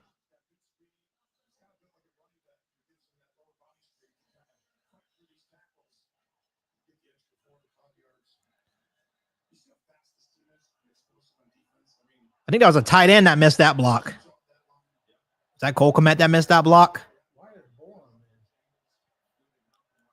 Darnell Wright's hurt. Remember he was limping? Okay, Caleb Williams dropping back to throw. He's looking. He has some time. He steps up, and he finds Keenan Allen. Touchdown, Bears! Was that a squirrel in, Dad? Was that a squirrel in? That's like the squirrel out and squirrel in is if you can run it, It's good. Touchdown Bears with 13:40 left to go here in quarter number 4. His second of the day. Look at Boz players trying to get back on the bandwagon. You were talking all that shit about our quarterback, and now you're saying his accuracy is picking back up. No. Nice route by Keenan Allen. Nice route. So they're going to go for 2 here. 23-13. 23-13. They're going to go for 2 to try to make it a 1-score game here.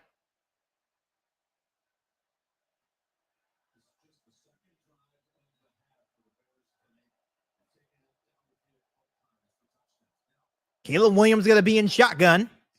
DeAndre Swift is to the right of him. Motioning over is Keenan Allen. He's looking, dropping back. Right there. He throws up. No. There. Incomplete. Number 80.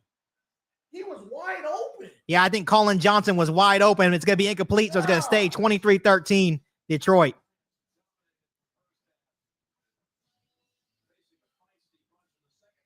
Obviously, the Bears came out feisty in the second half. Definitely love the adjustments we're seeing from the offense, but that one was a failed 2-point conversion.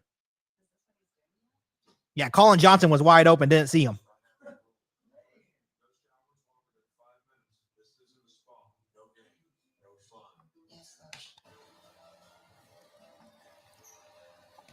That's Keenan Allen's fourth touchdown. 4th touchdown in the last 2 games. He's definitely on a heater right now.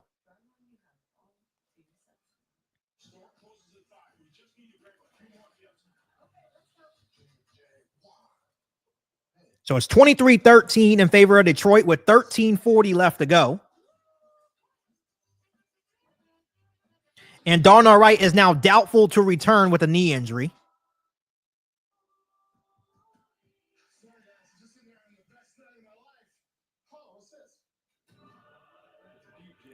Caleb Williams is now 13 for 25 with 152 yards and 2 passing touchdowns. So obviously it's a tale of 2 halves right now for Caleb Williams.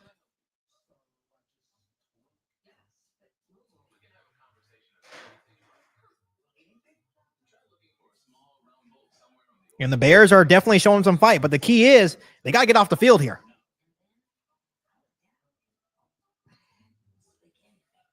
Boss players, relax, bro. I'm just messing with you, man. Stop taking everything so personal. Stop taking everything so personal. If you're going to come at people, you have to be able to take it too. Relax. So it's 23-13 in favor of the Lions. Still plenty of time left, but they gotta find a way to get some 3 and outs. Every single time the Lions have had the ball, they have held the ball for like 6 to 7 minutes each possession.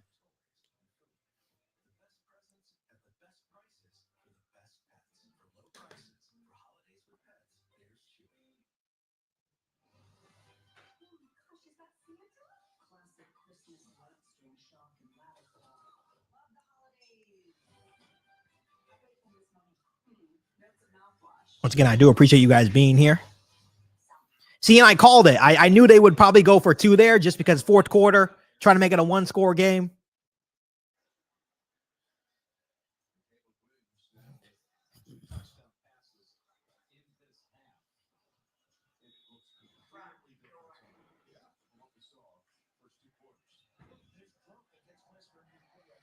Here we go. Kyle Santos kicks off, and they are just going to take a knee, and the Lions will have a 1st and 10 at their own 30. I was telling them, I'm like, now they need to try to get a 3 now. Every time Lions have the ball, they take off like 6 minutes. Granted, I think that last one wasn't their fault. That penalty was huge because they were off the field.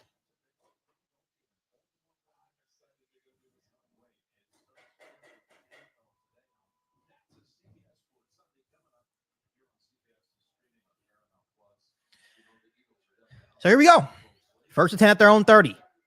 Jahmyr Gibbs is in the backfield for Detroit. It's going to be play action. TJ Edwards, that's you, buddy. That was a good play by that DN there. Was that Montez Sweat? That was a good play. But they're able to find the tight end on the play action for a 1st down.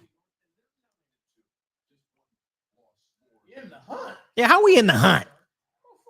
take us out of that shit. Look at you, not no damn hunt. Here we go. It's going to be a first attempt for Detroit. Now at their own 43-yard line. Jahmyr Gibbs still in the backfield. Here comes Jahmyr Gibbs trying to go to the outside, and good play by Terrell Smith there to limit the gain to a couple. Second down. I personally think Terrell Smith offers more. Like long term, he's developed pretty well. I think Tyreek Stevenson is he's a knucklehead. So 2nd and 7. After a 3-yard rush to the right for Jahmyr Gibbs. They're now in I formation. Now they get out of I formation. Motion over is Sam Laporta to the right of the offensive line. Jahmyr Gibbs stays in the backfield. They're at their own 46-yard line. It's going to be play action. The Bears try to send a blitz. He has time to throw. He throws, and did he catch that? And they're going to say he caught that. I think they're going to challenge this here. I don't think he caught that. One. Nope. He bobbled. He was bobbling it. Actually throw the challenge flag. Flus. And he throws the challenge flag. Thank you. He didn't catch that. He definitely bobbled. It was a catch by Sam Laporta, or they said it was a catch on the field, but he bobbled that ball. So that means you have to reestablish your 2 feet once you bobble the ball. Watch this. Catch, and then watch the bobble. And then have to reestablish. That's incomplete. I'm telling you, Matt Eufels is actually going to win a challenge. Oh. So we don't have to challenge. We have to challenge. Good. Okay, good. You'll start timeout back.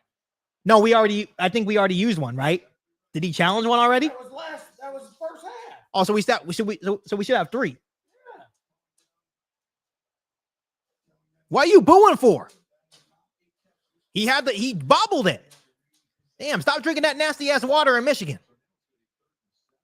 Save some of your brain cells, man. So 3rd and 7, Eberflus. 12:21 left to go. Come on, man.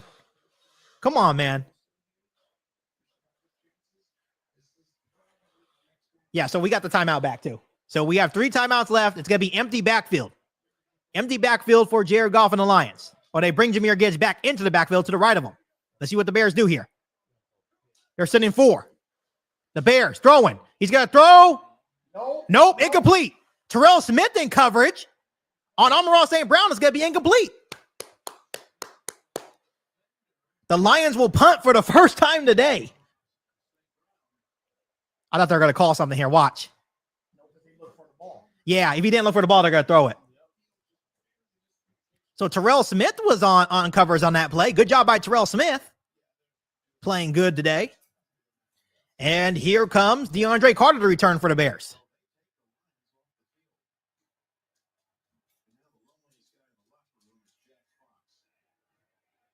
Jack Fox the punt. He gets it off. Will DeAndre Carter even get a chance? He won't. And he will fair catch it at the 15. So the Bears get the football back with 12:10 left to go here in quarter number 4. Still down 23-13. Is it fair for me to say, Bears fans, that Caleb Williams plays better when he's down? Does that make sense to you? Like, because I feel like he's just playing free when he's down. And I think that's going to be the next step of his development, that we need you to play like that 24/7, not just only when you're down by 10 plus.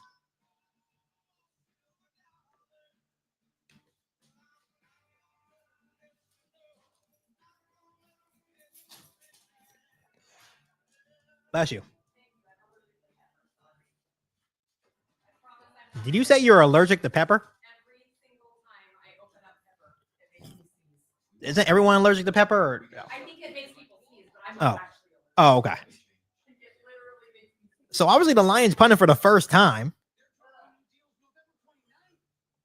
Yeah, that's a good point. Someone says it's more like he plays better in crucial moments. And that's the weirdest thing. I wish we can get that 24/7, right? And I think that's going to be the next step, is that once he finds that consistency, and I think it comes with, consistent coaching and all that good stuff.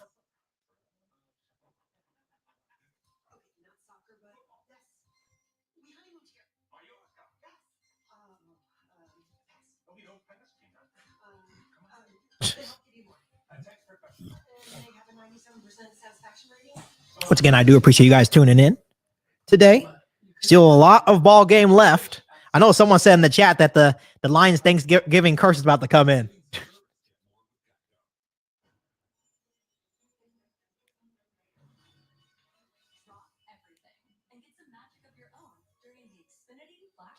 That was such a good movie. Wicked. It don't even matter if you're not in the musicals. Art Soda the Bear says Ben Johnson licking his chops right now. I bet he is. As a coach, do you think that's going through his mind right now? Like, ooh, like I know that I have a chance to be a head coach next year. And maybe watching Caleb Williams, like, okay, what could I do with him? But he's also probably thinking, damn, they got no offense. They got no consistency on the offensive line. Yeah, but they got three picks in the first 100. 80 million. 80 million in Yep. the cap space. Yep. And by the way, Darnell Wright is doubtful for the game with a knee injury, so that's why Bourne is in that right tackle. So he hurt his knee on that play. Hopefully he's okay. He's been kind of banged up on and off this season. It may be about time to just put him up and save him. No, but did you know that he's rated the number 5th right tackle? Yeah, he's been playing good. Yeah, him and Jones. Yeah, top 10. Here we go. First down play under center for Caleb. It's going to be a handoff to DeAndre Swift, and DeAndre Swift will get pushed forward for about a gain of 3. Is Roshan out too? Yeah, he has a concussion. Or he was being evaluated.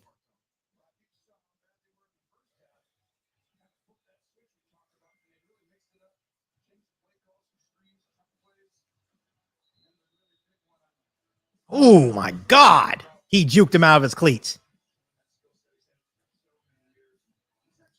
So it's going to be 2nd and 7. Who's injured now? Keenan. Keenan Allen's holding his knee. That's not good. Right. So that means if Keenan Allen can't go, it would be DeAndre Carter or Colin Johnson, which Colin Johnson had a connection with Caleb in the preseason, but it's been a long time. But Keenan Allen is down, and he was holding his knee, so hopefully he's okay. Yeah, it looked like he got bent back on that play. Obviously, he's responsible for both of the Bears' touchdowns today.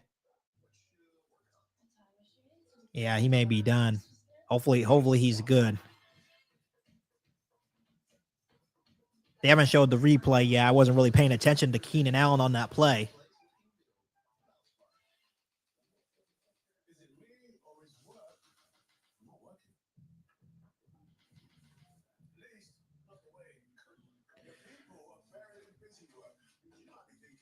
Yeah. Also, I think that connection with DeAndre Carter, he has that connection with Carter as well. But they did also bring up Colin Johnson. Colin Johnson had a really good, at least first preseason game, got hurt. Yeah, this is Keenan Allen's last year of his contract, too. So hopefully he's okay long term.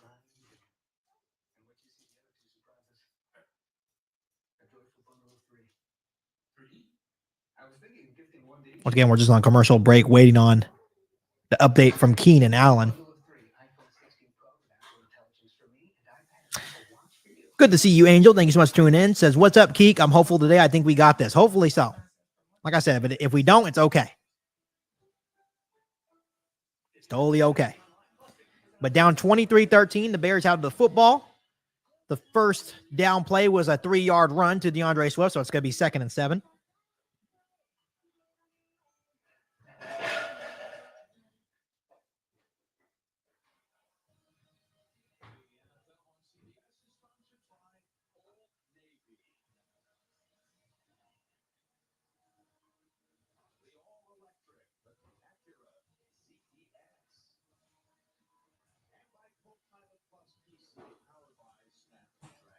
Here we go. We're back in Detroit here.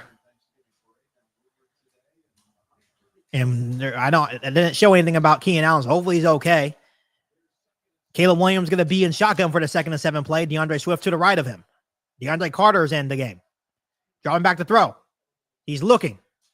Dropping back, and he's going to take it. Oh, he throws it. He throws it. Did they call the sack, though? Is it going to be a sack? Yeah, I think they're going to call it a sack. Did he get rid of the ball last second, though?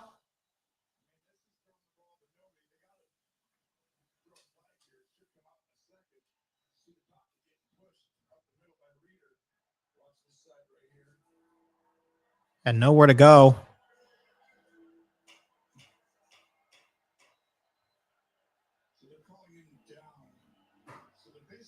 That ball's out. He wasn't down.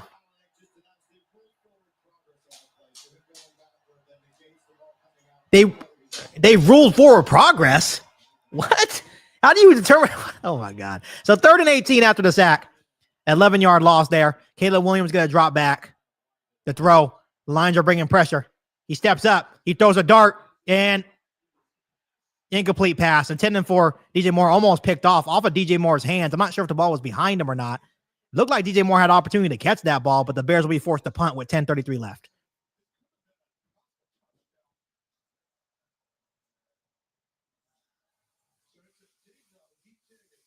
I want to see if that where the throw was on that play, but it was incomplete, almost intercepted. Yeah, that's on Caleb. It was behind him. Still should have caught it, but it was a bad throw behind him. So the Bears will be forced to punt. Torrey Taylor's out the punt. He gets it off. And they're going to field it at the 39. That's a block in the back. And they're going to get 2 to 50, right at the 50. So great field position for Detroit. Yeah, it wasn't the best throw of Caleb, but it hit you right in the chest. So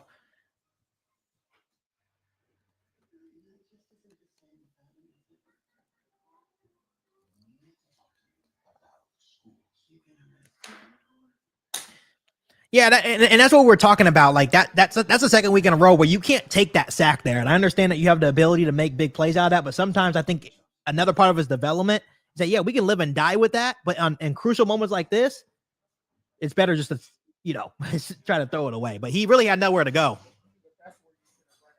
Yeah. Yeah, you got to learn how to get rid of the ball. Yeah, that ball was behind DJ, but it still hit him in the chest. He still should have caught it.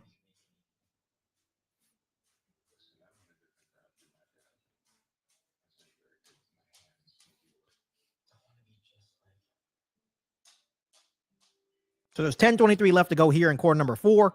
The Lions will have a 1st and 10 right at the 50-yard line. So really good field position for them.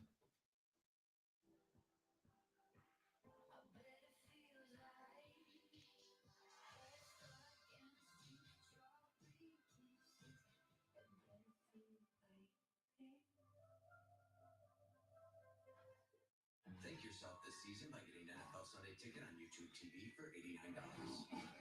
Or you can watch your favorite teams all in one place. As long as you can see the TV. NFL Sunday ticket on YouTube TV, now $89 till December 2nd.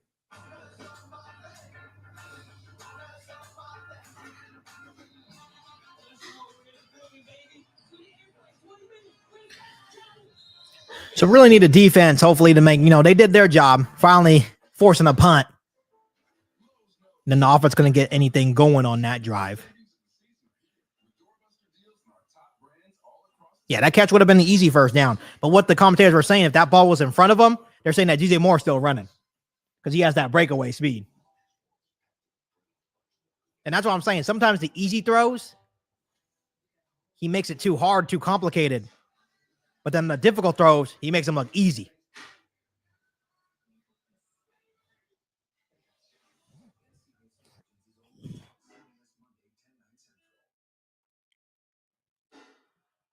Yeah, with the ball at the 50, this is a good opportunity for Detroit to ice it.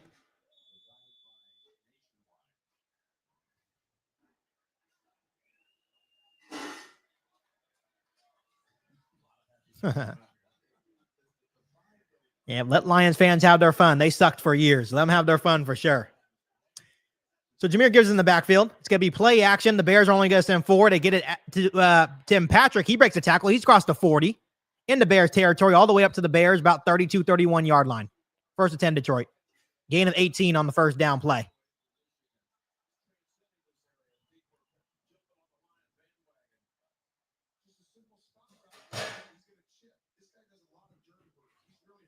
Just a missed tackle by Kevin Byard there.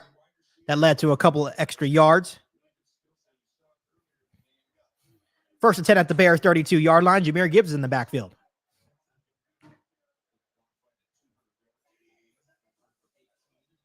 He's going to throw it out to Jamison Williams. Trying to make a man miss, and Kevin Byard does a good job this time to hold him to a couple. Oh.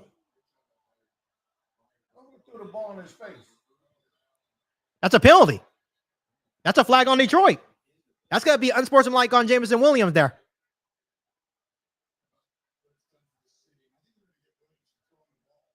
Yeah, that's taunting. Yep. Yeah, but that's going to be 15-yard penalties. Dummy. He's not even in the game. Yeah, this is clear. He throws the ball in Tyreek Stevenson's face. And obviously, Tyreek was chirping at him, but he's not even in the game.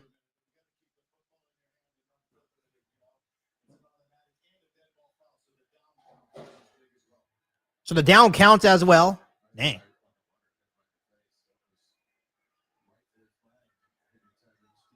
So now they're going to be pushed back for a 2nd and 22, 9.5 minutes left to go. So Tyreek Stevenson does some good on the sideline without playing. Why are you arguing? See, I'd be like, go take your fucking helmet off. Yeah. Take your helmet off. So now they're back to their own 45-yard line. Jared Goff's going to be in shotgun. The Bears send 4 once again. And they're not going to get home, but good play by Connor Gordon. That's incomplete. That's incomplete. That ball hit the ground. That's incomplete. So it's going to be 3rd and 22 here. Ball at the own at the Bears 45. But Montez Sweat was shaken up on that second down play.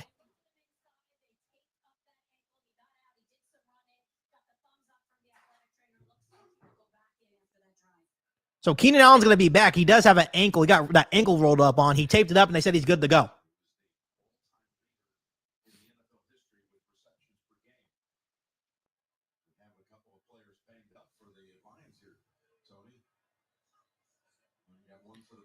And Montez Sweat's down, a couple for the Lions. 3rd and 22 with 9:14 left to go in the ball game.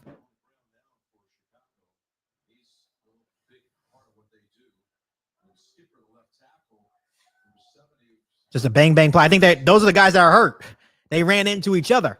Skipper and Montez Sweat.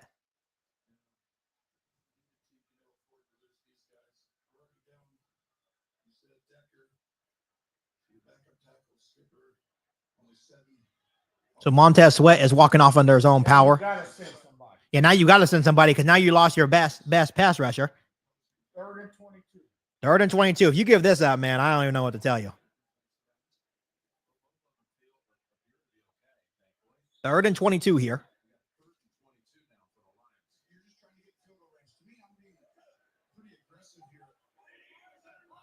Empty backfield for Jared Goff and the Lions at the Bears 45-yard line.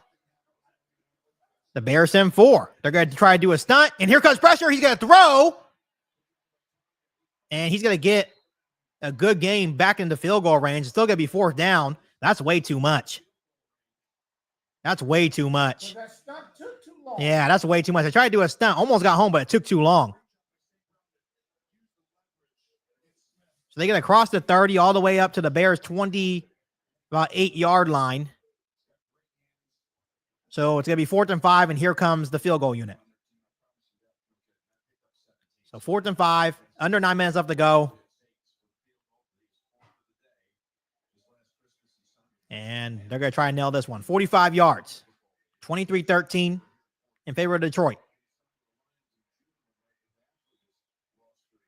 Trying to add on to the lead.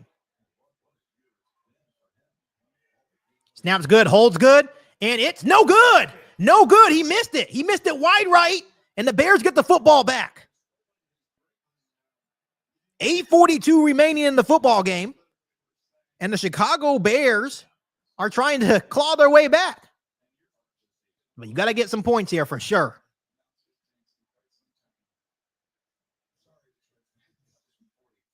Now it's from 45 yards, and it goes wide right, so the Bears get the football back. That's a huge break for the Chicago Bears. Let's see if they can do something with it. Obviously, getting Keenan Allen back in the lineup is huge. So that's going to be They're going to have a 1st and 10 at their own 35-yard line. 8:42 left to go.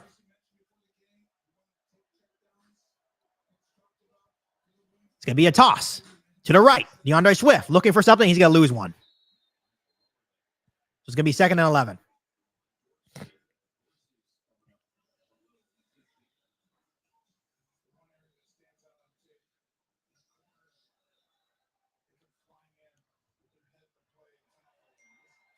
So it's going to be a loss of 1, 2nd and 11. Caleb Williams going to be in shotgun for this play at their own 34 now. Caleb Williams steps up. He's going to take off and run. He's going to use his legs. Oh, he could have probably got a couple more. See, hey, I'm not going to say it, but, you know, he gets a gain of 7, though, 3rd and 4. Hey, home. Yeah, he slid a little bit too soon. Hey, homeboy would have been. Bop, bop. 3rd and 4, under 8 minutes left to go here in the 4th quarter. Yeah. This is something that we got to get. They got to convert here. You have to have it. Caleb Williams going to be in shotgun at their own 41-yard line. He has 1. Caleb Williams dropping back to throw, and there goes Cole Kmet.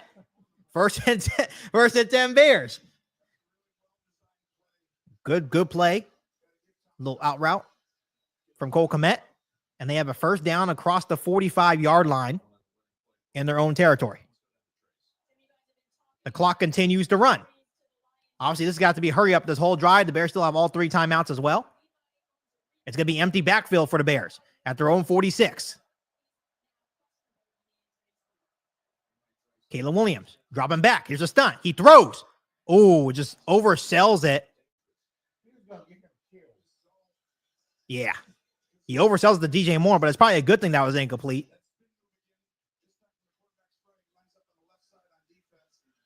7 minutes left to go, 2nd and 10. Yeah, Larry Borum's having a tough time. Right now, filling in for Darnell Wright. And obviously, Darnell Wright's doubtful. That's not good. So what? Right. Just move your damn feet. Right. So, here we go, 2nd and 10. 7 minutes left to go here in the game. You got to hike the ball. Gets it off. Caleb Williams. Making men miss. There goes Caleb. And good play by Caleb Williams. Yes, DJ Moore in the Lions territory. He looked like he was about to slide or throw it away, and then he finds DJ Moore at the last second. 1st and 10 Bears.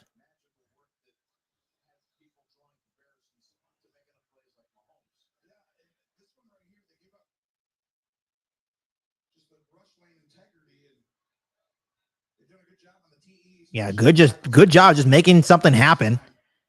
You know, kind of just improvising off-schedule plays. And now another Lions down. 6:39 left to go. 1st and 10 for the Bears, though, in Lions territory.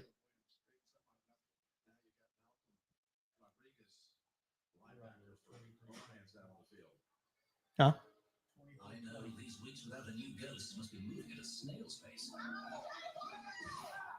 So the Bears are going to have a 1st and 10. They're going to be at the Detroit 40-yard line as they await the injured Lion to get off the field. That was a really nice play by Caleb Williams. And see that, and when I go back and talk about Caleb Williams taking unnecessary sacks, that's what else he can do for you. When he gets outside the pocket, you don't know what you're going to get. Like, you know something big can be coming for sure.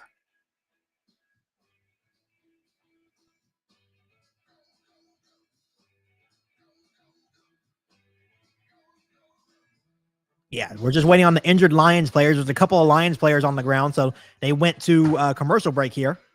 All in all, it's going to be a 1st and 10.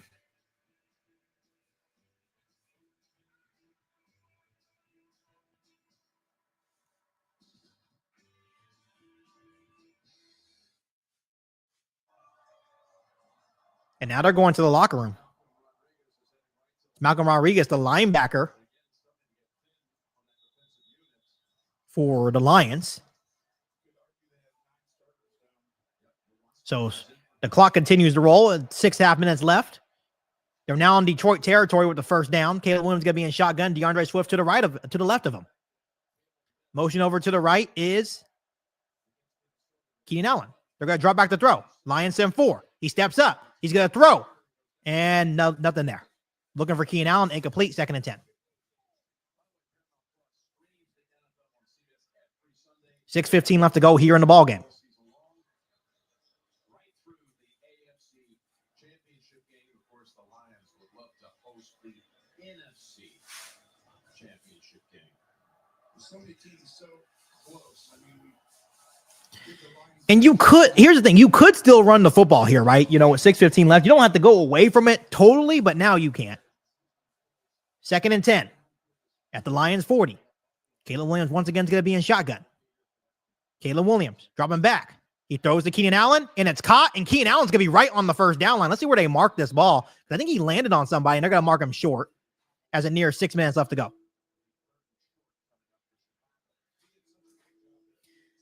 I'm starting to think that we may need to re-sign Keenan for like another year if he wants to take a good deal, if he wants to be a Bear at the end of the day. So empty backfield here for 3rd and 1, under 6 minutes left to go. This is where you kind of miss Roschon Johnson today. Here we go. Caleb Williams dropping back. He's looking. He has time. He's going to have DJ Moore towards the end zone. It's a touchdown, Bears to DJ Moore. Let's go on 3rd and 1. And it's 23-19 Detroit. Let's go. Let's go. Perfect route, perfect throw, touchdown Bears. Nice route. Nice route, DJ. There we go. Yeah. And that's against one of their best secondary guys, Branch. Very, very good throw on 3rd and short. Now pinning the extra point. Snapped good, holds good. It is up, and it is good. 23-20, still in favor of Detroit with 5:36 left to go in the ball game. Like I said, night and day for this offense. And Caleb Williams. That's what you want to see from your quarterback. That's what you want to see from your quarterback. It was a 31-yard touchdown pass to DJ Moore, his first of the day. Caleb Williams' 3rd touchdown pass of the day. Now things are getting interesting. Now things are getting interesting.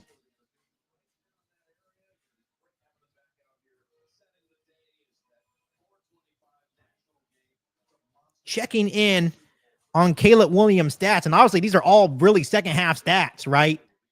17 for 32, 211 yards, and 3 passing touchdowns for Caleb Williams today.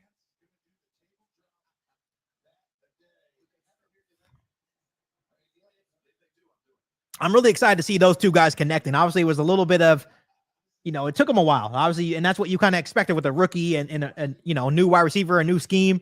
But now you're starting to connect. You're seeing connections with Rome and all those other guys, and that's good.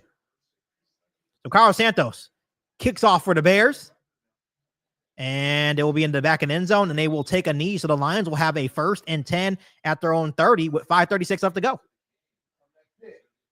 And this is where like my dad said, this is where I can see Jared Goff throwing an interception. Yeah, Jared Goff is not, that's what I'm saying. Jared Goff will give you one.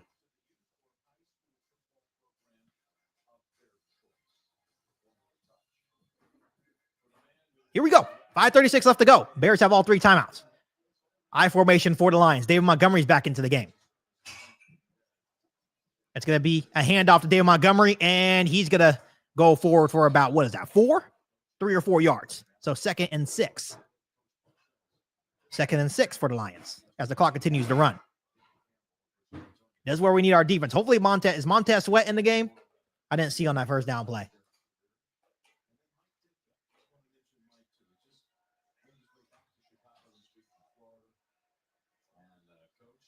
So here we go. 2nd and 6. It's going to be a handoff to David Montgomery again, and David Montgomery will get another about 5 yards, 4 or 5 yards there. So it's going to be a 3rd and short. Looked like TJ Edwards made that tackle, so it's going to be 3rd and 2.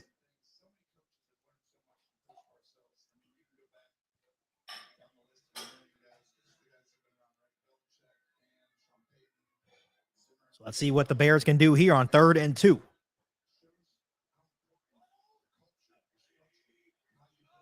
Jared Goff's going to be in shotgun. It's still going to be David Montgomery to the right of him. Amon-Ra St. Brown motioning over to the left. They're going to change the play. And here we go. They're going to hand off David Montgomery, and he's going to stop him short. They're going to stop him short. The Bears are going to force another punt with about 4 minutes left to go here in the ball game. Very, very good job by the defensive line. And the Bears are going to have opportunity. The Bears are going to have opportunity here. Very, very good job. Look at Jacob Martin was in there. Cowart was in there. Or Cowart was in there.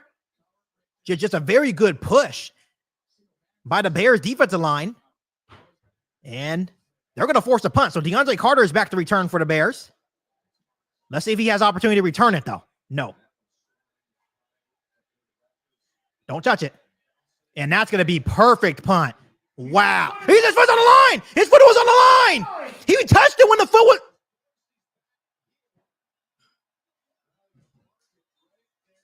Can you is that a challengeable play? His foot was on the line. Oh. That hill's on the line.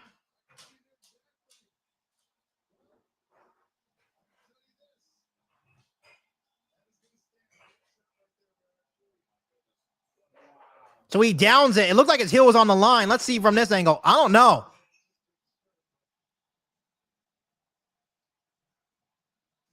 Yeah. Oh. I'm challenging it.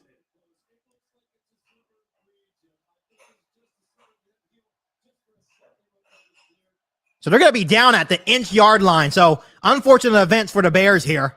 Caleb Williams is going to be in shotgun. Just got to get out of this zone. 3:31 left to go. This is very unfortunate, but good punt. They're going to throw the ball with Caleb. He's going to throw, and he has Keenan Allen across the 5 to the 6. That's a very good first down play to just get out of the end zone.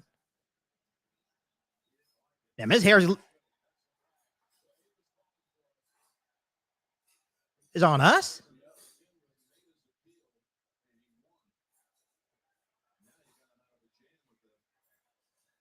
So they called through a flag. It was a 6-yard completion. He pulled his helmet That's off. what he's saying. I think that's what they called. Oh, on us. Wow. So he pulls his helmet off. You guys don't call that, but then you call unsportsmanlike conduct. And it counts. You're refs, you are terrible. You are terrible. Unbelievable. You don't catch that? He literally put. That's. So Keenan Allen gets called for the penalty because he threw the ball at the official.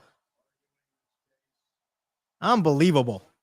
But you don't call a simple helmet. It's all right. 2nd and 7. 2nd and 7 at the 3-yard line now. Caleb Williams is going to be in shotgun. 3:18 left to go here in the game. Caleb Williams, they're going to send the pressure. He's looking. Holds the ball low. Oh, and it's incomplete. Intended for Roma Dunes. They kind of hesitated on that throw. Nothing there. 3rd and 7. Yeah, he rolled the ball at the ref, so they called the unsportsmanlike conduct, and the down still counted. Like, I don't understand what's different about that play compared to the one earlier in the game with, just be consistent. Just call it fair. That's why I said referees need to be held accountable just like they hold the player accountable. Right, exactly. They need to be held accountable too. Yeah, that's an ass call, man. That's crazy. Here we go. 3rd and 7 for the Bears. 3rd and 14. 3:14 left to go here in the ball game. Gotta get it off. Come on. And they have to use one of their timeouts. That's huge. That's not good. But I'd rather them use the timeout. Then go back. Yeah. To get the right play here. Because you need this first. Yeah, you need this first down.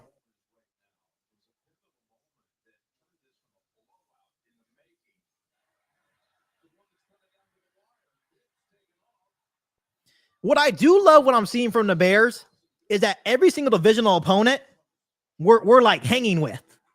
So that means to tell me if you can just get some pieces and your last bits of pieces in place, you should be in a good spot for years to come.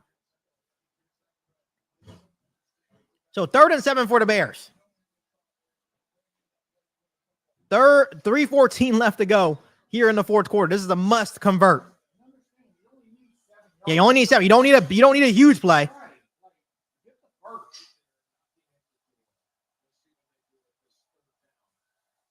Caleb Williams is going to be in shotgun. It's going to be Travis Homer to the left of him on this play. Lions are going to bring some pressure. He's got to throw it, and he has DJ Moore. He's across the 20, the 25, all the way to the 29-yard line. 1st and 10 Bears with 3:06 left to go.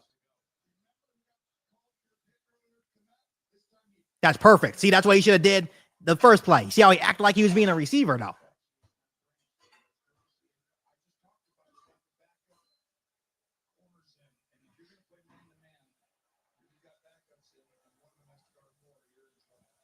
And now another Lions player is down.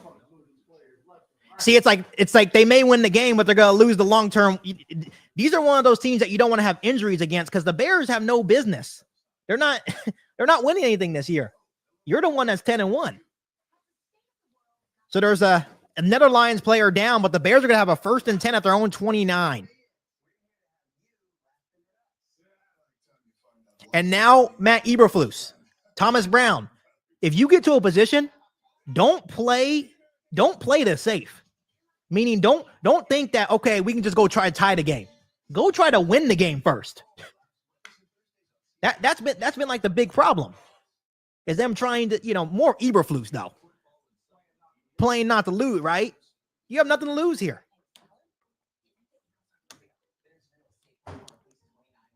Yeah, that's a new addition, Smith.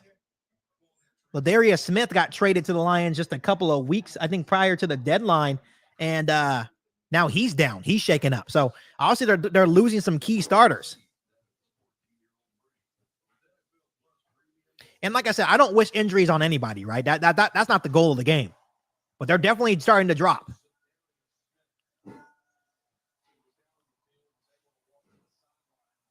So here we go. 3:06 left to go. Bears still have 2 timeouts. They have a 1st and 10. Now at their own 29-yard line. So now they're not backed up against their own end zone.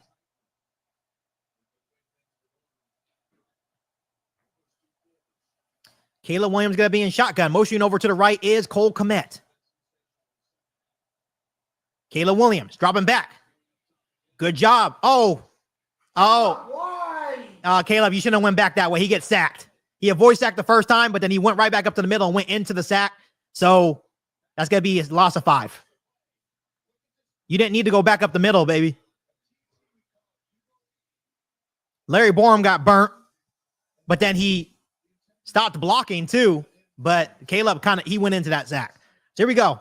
2.5 minutes left to go. 2nd and 15. Caleb Williams dropping back. He's looking. He's throwing, and it's caught by DJ Moore. All the way up near the first. Now it's going to be like a 3rd and 1 here. So a gain of 12. Oh, no, gain of 14 on the play. So 3rd and 1. This is where we really miss Roschon today. We're missing Roschon on the short yardage. He took a critical sack on the first down play, but then throws a 14-yard strike on 2nd down to make it 3rd and 1 with 2:25 left to go.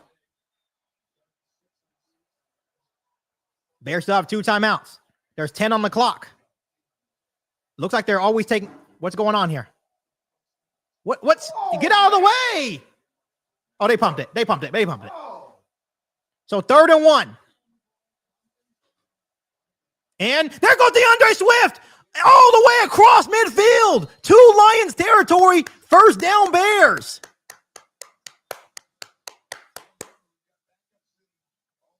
As the clock will now go down to 2 minutes unless someone call a timeout. Oh, but now who's down? Shelton, our center. We got Doug Kramer, that's it. But that's not good to have a backup center in key moments. So not Doug Kramer, but Coleman Shelton's down.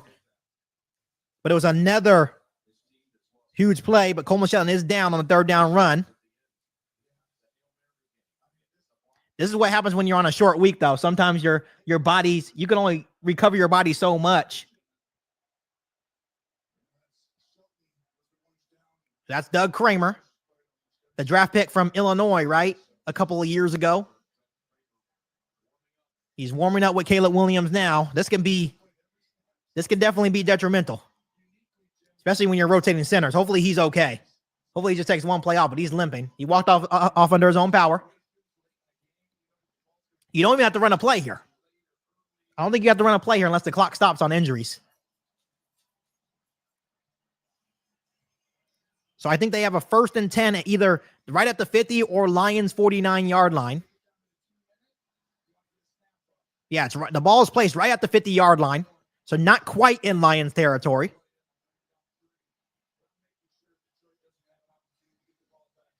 Thank you, Tony Romo. Thank you for speaking obvious. Thank you for stating the obvious. He said, I don't want to give the ball back to Detroit. I'm on Chicago. Thank you. Thank you for stating the obvious, Tony.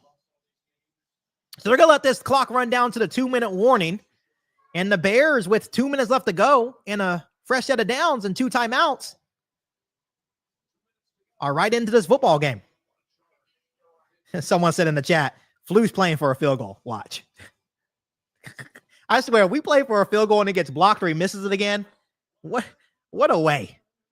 What a way. Because we're used to, as Bears fans now, we're used to every single possible way that we can lose. You lost by a Hail Mary. You lost by a blocked field goal. How else did we lose? We lost in overtime by a field goal. So what else do you have for us at this point? Right. That's what I'm saying. Like,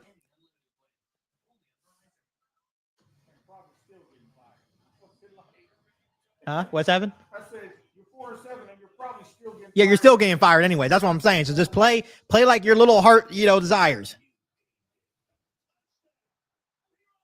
So honestly, it's a tale of two halves for Caleb Williams and this Bears offense, right? Just looking at Caleb Williams' stats, he's now 20 for 36, 256, and 3 touchdowns. And obviously getting the run game going was crucial. 11 catches for 39 yards. DJ Moore really getting him involved. 8 catches for 97 yards and a touchdown. Keenan Allen, 5 for 73 and 2. So obviously getting your playmakers involved was the halftime adjustment. So really looking at Thomas Brown and his adjustments, that's what makes me excited, is that he was able to adjust, see what was going wrong, and was able to fix that. That's a sign of a good coach right there.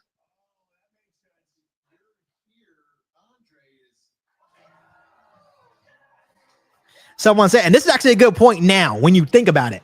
They said that Flus would have just took the extra point earlier on, which you can't really think like that. We'd only need a field goal to win. But Bears fans, we all know that field goals are not guaranteed. So we should know that first and foremost. Play like your little heart desires, man. Like you can do all this and still get fired.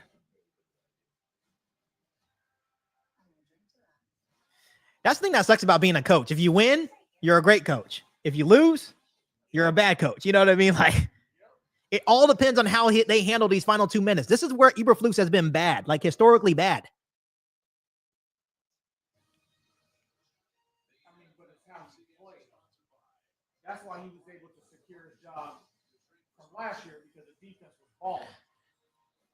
And the defense did better this second half, but it's, and then you can't discount, at the end of that end of the first half where they got that fumble. That was a huge play. But this is right here, right now. This is how you have to finish the game. So let's see if Coleman Shelton's back in now. Is he? Nope. It's going to be Doug Kramer. So hopefully Coleman Shelton's okay. So they're going to be at the 50. 1st and 10. 2 minutes left to go. Caleb Williams is in shotgun. Caleb Williams. Play action. He steps up. And he's going to take another sack. Yeah, I don't like that play call. It took way too long to develop. It needs to be quick.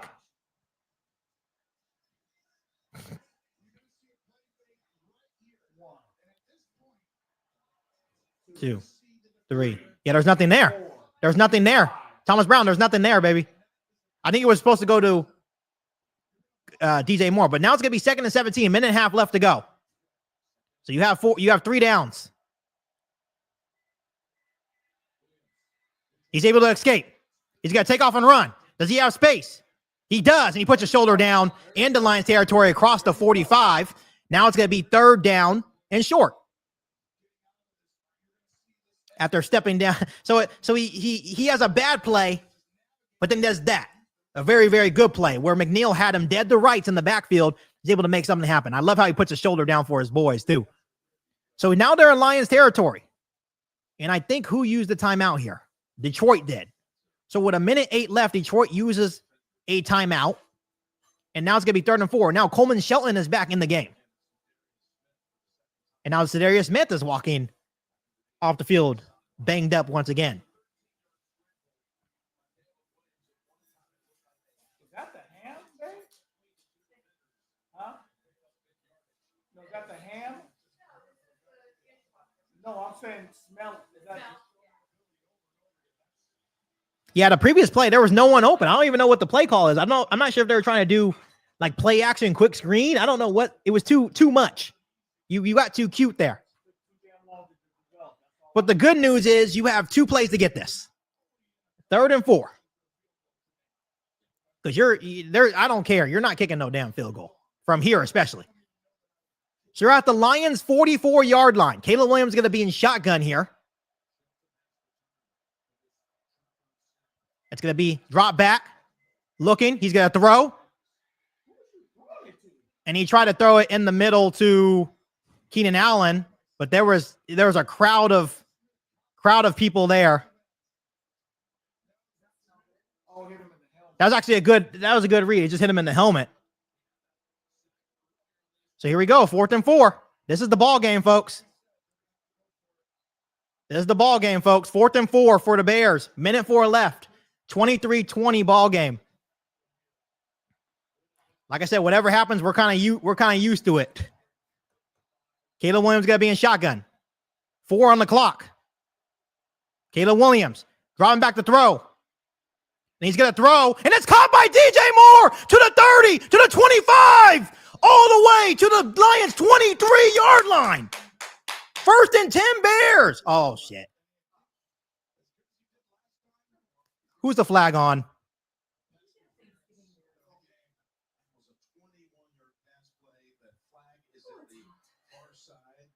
The flag's on the far side of the field. Wow. They call pass interference on Cole Kmet again. So the 21-yard. Oh, my God. Yep. Same call. Try to do a pick. You can't stop. Fucking Cole Kmet screwed us 2 times. You didn't even have to do that. You didn't have to do that. 4th and 14 now. 56 seconds left. Damn it, Cole. You didn't even have to do that. He had the guy beat. So on Cole Kmet once again, 4th and 14. I would probably use a timeout here just to get your best play call, personally. Wow. Here we go. Caleb Williams in shotgun. He's looking. He steps up. He rolls out to his right. He's still looking. He's going to throw it up. And flag. Yeah, there's a penalty flag. There's a penalty flag in secondary. It's on Detroit.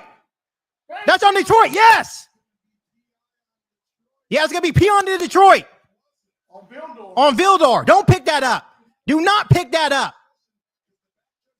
Yep. Kendall Vildor being flagged for pass interference. 1st down Bears. It would have been if he didn't hold him. Yes. Yes. The Bears have a fresh set of down. 46 seconds left. Pass interference on who better? Kendall Vildor, the ex-Chicago Bear. Do not. I repeat, do not. Watch, because DJ Moore would have had an easy catch. Look at this.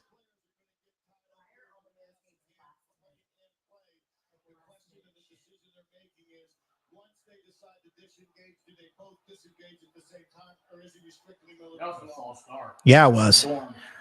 So on 4th and 14, Kendall Vildor with the pass interference, and now the Bears have a 1st and 10 at Detroit's 25-yard line. 2 timeouts left to go, 46 seconds left. Caleb Williams dropping back. He's looking. He throw. Oh, Caleb, and he throws behind DJ. Damn, he missed him. Wow, Caleb, he just missed him. Incomplete. So 43 seconds left. See, the easy ones, just like the easy pitch and catches is the one he misses. Don't even practice. I don't even really want to see you, bro. I love you, Cairo, but I don't want to see you. So 43 seconds left. 2nd and 10. I don't know why it's taking so long to get out of the break. And I got to call a timeout. It's taking way too long to get out of these huddles, Thomas Brown. You're usually better at like kind of having plays ready.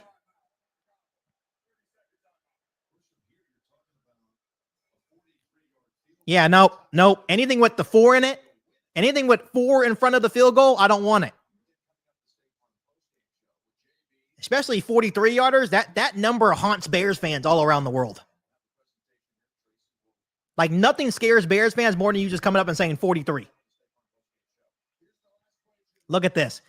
He missed DJ Moore just on a cross. Look at this. Look how much space he has. How do you miss that?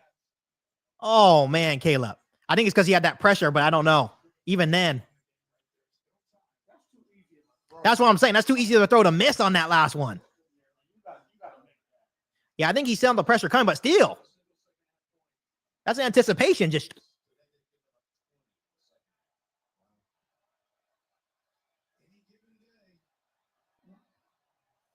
Here we go. 2nd and 10 at the 25-yard line. Caleb Williams in shotgun. Once again, getting down all the way to 3. He's got to be able to snap it. He's got to throw. And he has Keenan Allen. 1st and 10 Bears. And out of bounds. That stops the clock. Yes, it does. And it stops the clock. They're all the way up to Detroit. And there's a flag. On the what? There's a penalty flag. Why is it so late?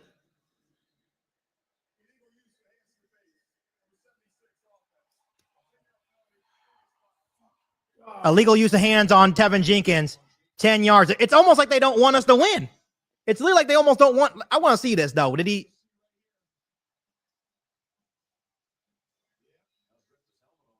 But the guy ripped off our receiver's helmet. That's what I'm saying. You didn't call that. That's just bullshit, man. This is bullshit. It's almost like you guys don't want us to win. Like you're just trying to help Detroit any way you can. That's crazy. Here we go. 2nd and 20 now. Come on, Caleb. Like, come on. Damn it. And now they're back at the Detroit 35. It's going to be empty backfield.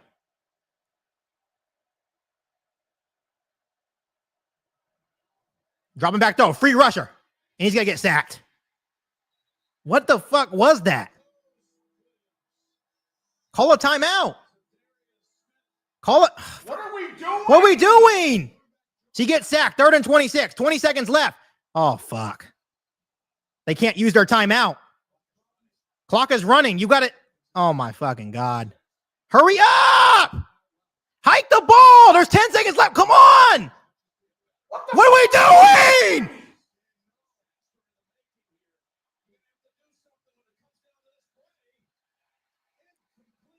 And there's no time. The Bears just lost the fucking game. Are you fucking kidding me? What are we doing? What are we? Oh my God. Just when we thought you couldn't fuck it up even more, you do it again. Like, what are we doing?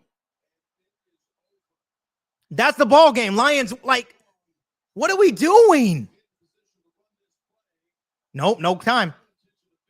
Like, I don't understand, dude. That's the ball game. The Bears had a timeout and they let the clock run down. Like, what? How do you end like that? Fuck you, Eberflus. Like, oh my God. I don't know how much idiotic you can get. Like I get you want to save the timeout, but why did it take so long for the play to, like, oh my God, dude, I can't take this anymore, bro. Like, that is insane. So they give up the sack on 2nd and long, and then he had 30 seconds. They had 30 seconds on the clock, and they just sit there and don't. It would have been smarter to use the timeout, get a play, get in the field goal range, and you know, like, I can't. So Bears lose 23-20, and once again, dramatic fact. I don't understand. Like, snap it. Like, it doesn't matter. Like, people, oh my God.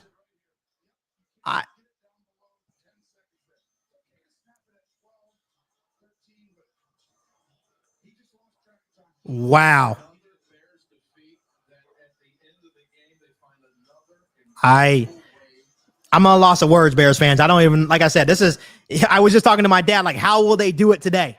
How will they do it today? Like, you are 100% fired after that. You are the head coach. There's no way. That is crazy. Another game that we probably had like over 70% chance to win because we're in their end of the field and they can't get it done. Once again, Bears fans, appreciate every single one of you guys. But the Bears lose again, 23-20 on some fuckery at the end because of Matt Eberflus. Like, you have a timeout left, my dude, and you don't use it? I really don't. I've never seen any shit like that. Just, he's fucking incompetent. I am at a loss of words. Once again, a game that was right there for the taking for the Bears, and you cannot make this shit up. He's an idiot. He's a loser. He will always be a loser. That's crazy. But like I said, Bears fans, happy Thanksgiving to every single one of you guys. The Bears dropped to 4-8. Now they have a mini bye. Make sure you guys continue to hit the like button for me. Hit the subscribe button as we're on the road to 15,000 subscribers. I'm at a loss of words. I'll be back later this week to give my thoughts. He needs to be fired. He needs to be fucking fired. Ridiculous. But bear down, guys.